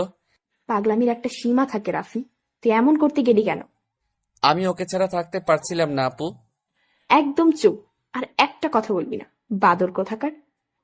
তুই আজ একটু পর বাসায় চলে যাবি। তোর আব্বু আম্মুর সাথে আমার ফোনে কথা হয়েছে, আমার গাড়ির ড্রাইভার তোকে বাসায় দিয়ে আসবে। ওকে। আপু খাবার নিয়ে আসছে, আমাকে খাইয়ে দিল। আমি খাচ্ছি, চোখ দিয়ে পানি পড়ছে। আপু আমার চোখের পানি মুছে দিয়ে বলল, ভাই নিজেকে শক্ত কর, একবার আমার দিকে তাকা। কি নেই আমার? টাকা? টাকার অভাব আছে আমার? আমি একটা মানুষ, দেখ কত একা আমি। আমারও মা বাবাকে দেখতে ইচ্ছে করে, ভালোবাসার মানুষকে পেতে ইচ্ছে করে। তোর মতো প্রথম প্রথম আমিও কাঁদতাম, অনেকবার আত্মহত্যাও করতে গেছি। আমি মরে গেলে কি হতো বলতো? আমি মরে গেলে তো সব শেষ। কবরে গিয়ে আমি আল্লাহর কাছে কি জবাব দিতাম? আমি মরে গিয়ে কি শান্তিতে থাকতাম? না, একদমই না। কবরের আযাবের কষ্টের কাছে পৃথিবীর কষ্ট কিছুই না। পৃথিবীতে যদি আমার সারা জীবনে কষ্ট পাই তবুও বেশি। ধর ৮০ বছর, কবর কি কোনো শেষ আছে? কত কোটি লক্ষ লক্ষ বছর কষ্ট পেতে হবে আমরা কেউ জানি না। আর জেনে রাখ, আল্লাহ আমাদের জন্য আমাদের জীবন সঙ্গীকে সৃষ্টি করেছে। সে জীবন সঙ্গী যদি মেঘলা হয়ে থাকে, পুরো পৃথিবী এক হলে তোদের আটকাতে পারবে না।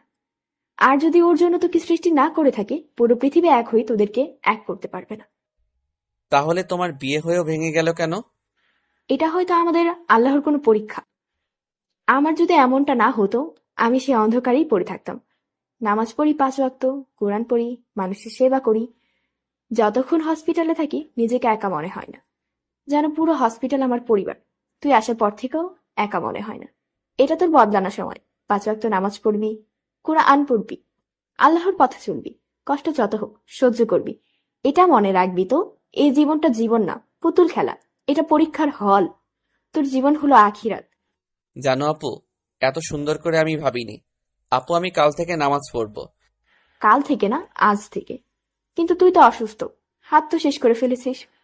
এরপর আমি গাড়িতে উঠলাম গ্রামের বাড়ি ফেরার উদ্দেশ্যে। ঢাকা থেকে বেরিয়ে যখন বগুড়ায় আসলাম, বুকটা আবার কেমন করছে। আমি ছাড়া আপুও তো অনেক কষ্টে থাকবে। আপু আমাকে অনেক ভালোবাসে, জানি আমি। আমাকে ছাড়া তার বাসাটা ফাঁকা হয়ে যায়।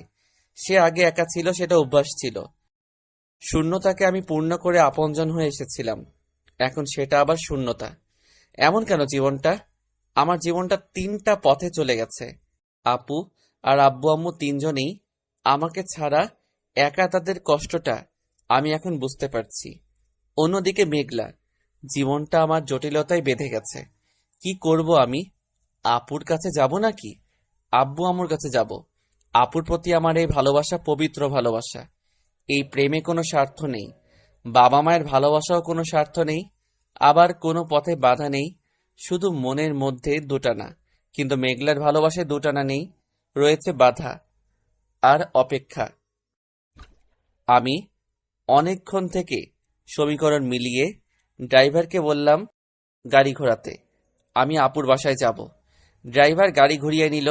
আমি আপুকে বলছি আমি গ্রামে যাব না, তোমার কাছেই থাকবো। আব্বু আম্মুও আমাদের সাথে থাকবে, ওরাই তোমারও বাবা মা। আমার তো বোন আছে, তাদের যে কোনো মেয়ে নেই। রাত 11টাতে আমি আপুর বাসায় পৌঁছে গেলাম। আবার ফ্রেশ হয়ে খেয়ে আমি ঘুমাতে গেলাম।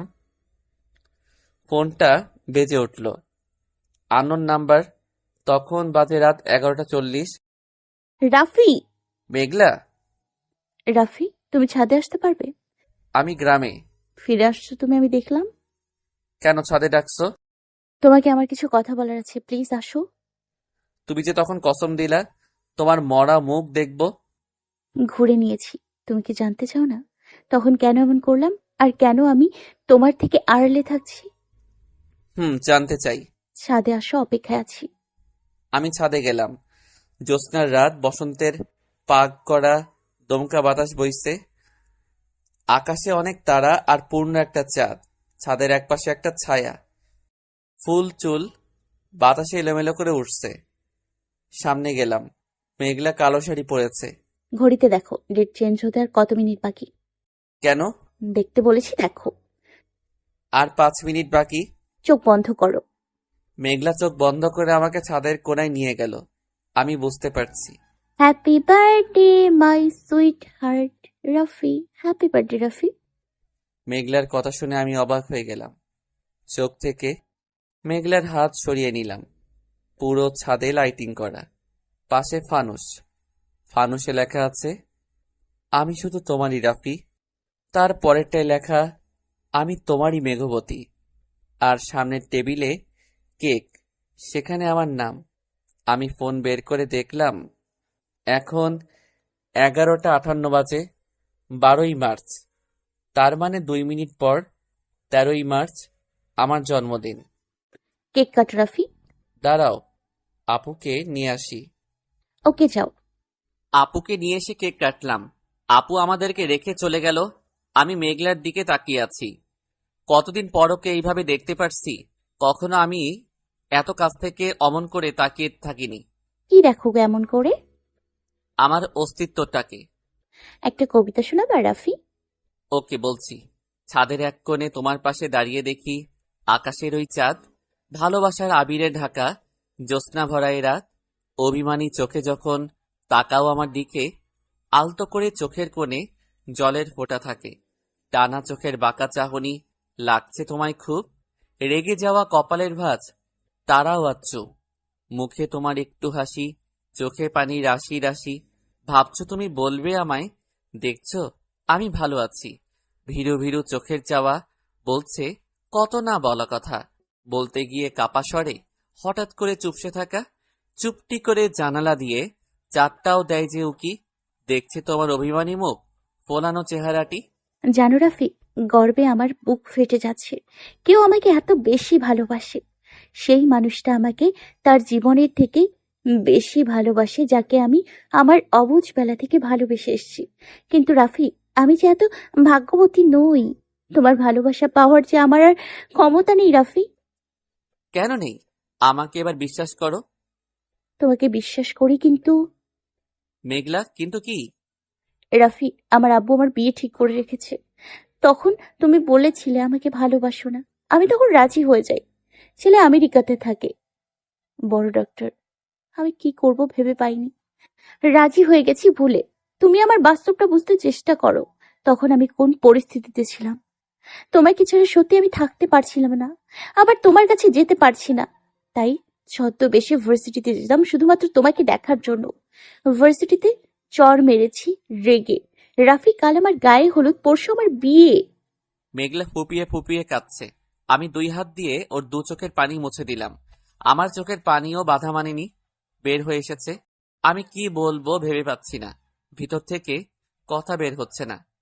রাফি, আমাকে নিয়ে পালিয়ে যাবা? এইসব কি বলছো তুমি? চলো না পালাই। অনেক দূরে যাবো আমরা। তোমার পরিবার, আমার পরিবার, কেউ আমাদের খুঁজে পাবে না। আমি পারবো না মেঘলা। আমি আমার আব্বু আম্মুকে ছাড়া থাকতে পারবো না।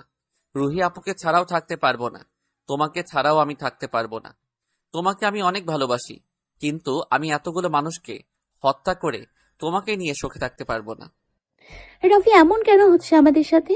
তোমাকে যত কাছে যাচ্ছি ততই হারিয়ে ফেলছি। তুমি আমার জন্য নও, আমিও তোমার জন্য নই বলেই হয়তো পথ বেঁকে যাচ্ছে। জড়িয়ে ধরবা? না। মেঘলা ছলছল চোখে রাফির দিকে তাকিয়ে আছে। ফুপিয়ে ফুপিয়ে নাক টেনে কাঁদছে। নিঃশ্বাস যেন রাফির বুকে পড়ছে। রাফিরও খুব ইচ্ছে করছে ওকে জড়িয়ে ধরতে, কিন্তু মেঘলা যে রাফির জন্য পবিত্র নয়। রাফি ছাদ থেকে নেমে আসছে। তখনই ভোর পর্যন্ত কি থাকলে খুব অসুবিধা হবে? আমি মাথা ঝুঁকে না বললাম, আর আবার এগিয়ে গিয়ে মেঘলার পাশে দাঁড়ালাম। তোমার সাথে যদি আমার বহু বছর পর দেখা হয়, বুকের অনুভূতিগুলোও জেগে উঠবে রাফি। জানি না। তোমার কোলে মাথা দিয়ে শুয়ে থাকি, প্লিজ না করো না। রাফি ছাদে বসে পড়ল। মেঘলা রাফির কোলে মাথা রেখে শুয়ে পড়ল। কতটা কষ্ট হচ্ছে আমার আমি বোঝাতে পারবো না। বেশি কষ্ট বেশি সুখ শুধু অনুভব করা যায়, কিন্তু তা প্রকাশ করা যায় না। আই লাভ ইউ মেঘ। আই লাভ ইউ টু পাগল। খুব কষ্ট হচ্ছে তোমার, তাই না? রাফি, আজ রাতটা যেন শেষ না হয়। আজকের রাতটা 1000 বছর ধরে হোক, আমি এইভাবে তোমাকে চাই। আমি মেঘলার চুলে আঙ্গুল দিয়ে খেলা করছি আর এক হাতে মাথায় হাত বুলিয়ে দিচ্ছি। পাগলি একটা। ফজরের আজান দিতেই আমি মেঘলাকে বিদায় দিয়ে রুমে আসলাম। মেঘলাও চলে গেল। ওকে নিয়ে পালিয়ে গেলে হয়তো ওকে পেতাম, কিন্তু আমার চারপাশে শূন্যতা তো থেকেই যেত। বাবা মাকে আবার হারাতাম, হারিয়ে ফেলতাম সে নিঃস্বার্থ স্নেহময়ী জনানো রুহি আপুর ভালোবাসা। আমরা দুজন ভুল করেছি, আমরা শাস্তি ভোগ করি, বাকিরা ভালো থাকো। আমি বাসায় এসে শুয়ে পড়লাম ঘুমের 2টা ট্যাবলেট খেয়ে। ঘুম ভাঙলো বিকেল 4টায়। ফ্রেশ হয়ে খেয়ে নিলাম। ফোনটা হাতে নিয়ে দেখি আপু অনেকগুলো কল দিয়েছে, মিস কল হয়ে আছে। আপুকে কল দিয়ে কথা বলা শেষ করে ছাদে গেলাম। মেঘলাদের ছাদে সাউন্ড বক্স বাজছে আর ওর কাজিন ওর ফ্রেন্ডরা নাচতেছে। আমি ওদের দেখে নিচে নেমে আসতেছি। ওই রাফি ভাইয়া চলে যাচ্ছে, যে আসো না, আমাদের সাথে জয়েন করো। আমি অসুস্থ, পারবো না। তো চলে না গিয়ে দেখো। তখনই মেঘলা ছাদে চলে আসলো, করুণ চোখে আমার দিকে তাকিয়ে আছে। আমি মাথা নিচু করে নিলাম। ওর ওই চোখে অনেক অভিমান, অনেক অভিযোগ। আমি চাইলে তাকে নিয়ে পালিয়ে বিয়ে করতে পারি। আমিও এক পা করে এগিয়ে গেলাম ছাদের শেষ সীমান্তে। হলুদ শাড়িতে ও মেঘলাকে দারুণ মায়াবী লাগছে। আকাশেও গোধূলির মেঘ সাজানো। মেঘলাও আমার দিকে এগিয়ে আসছে। যত এগিয়ে আসছে আমার নিঃশ্বাস তত গভীর হচ্ছে। আমাকে হলুদ দিতে আসবা? আমি মাথা ঝুঁকে হ্যাঁ সূচক দিলাম। তুমি না আসলে আমি উঠবো না আসন থেকে, যতক্ষণ না আসবে। সবার আগে তুমি দিবা, আর কাউকে তোমার আগে দিতে দিব না। আমি তো পুরুষ, আমার নাকি কান্না করতে নেই? আসলে কান্না কেন আসে পুরুষের চোখে?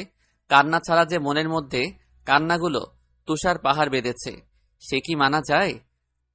আমি চাই না আমার ভেজা কণ্ঠ আর অশ্রুসিক্ত চোখ মেঘলাকে বর্ষণ করুক।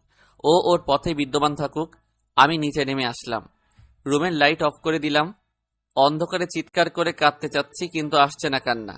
কিন্তু ঠিকই চোখের পানিতে ভিজছে বিছানা। দরজায় বেল বাজার শব্দ শুনে আমি দরজা খুলে দেখি মেঘলার ফ্রেন্ড নিশি। কি ব্যাপার, এতক্ষণ লাগে দরজা খুলতে? আমি কথা বলতে গেলেই কেঁদে ফেলবো, তাই কিছু না বলে হাত ইশারা করলাম। কি? মেঘলা হলুদ দিতে ডাকলো তোকে।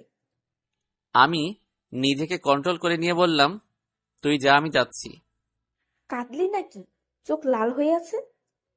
আমি কোন দুঃখে কাঁদবো?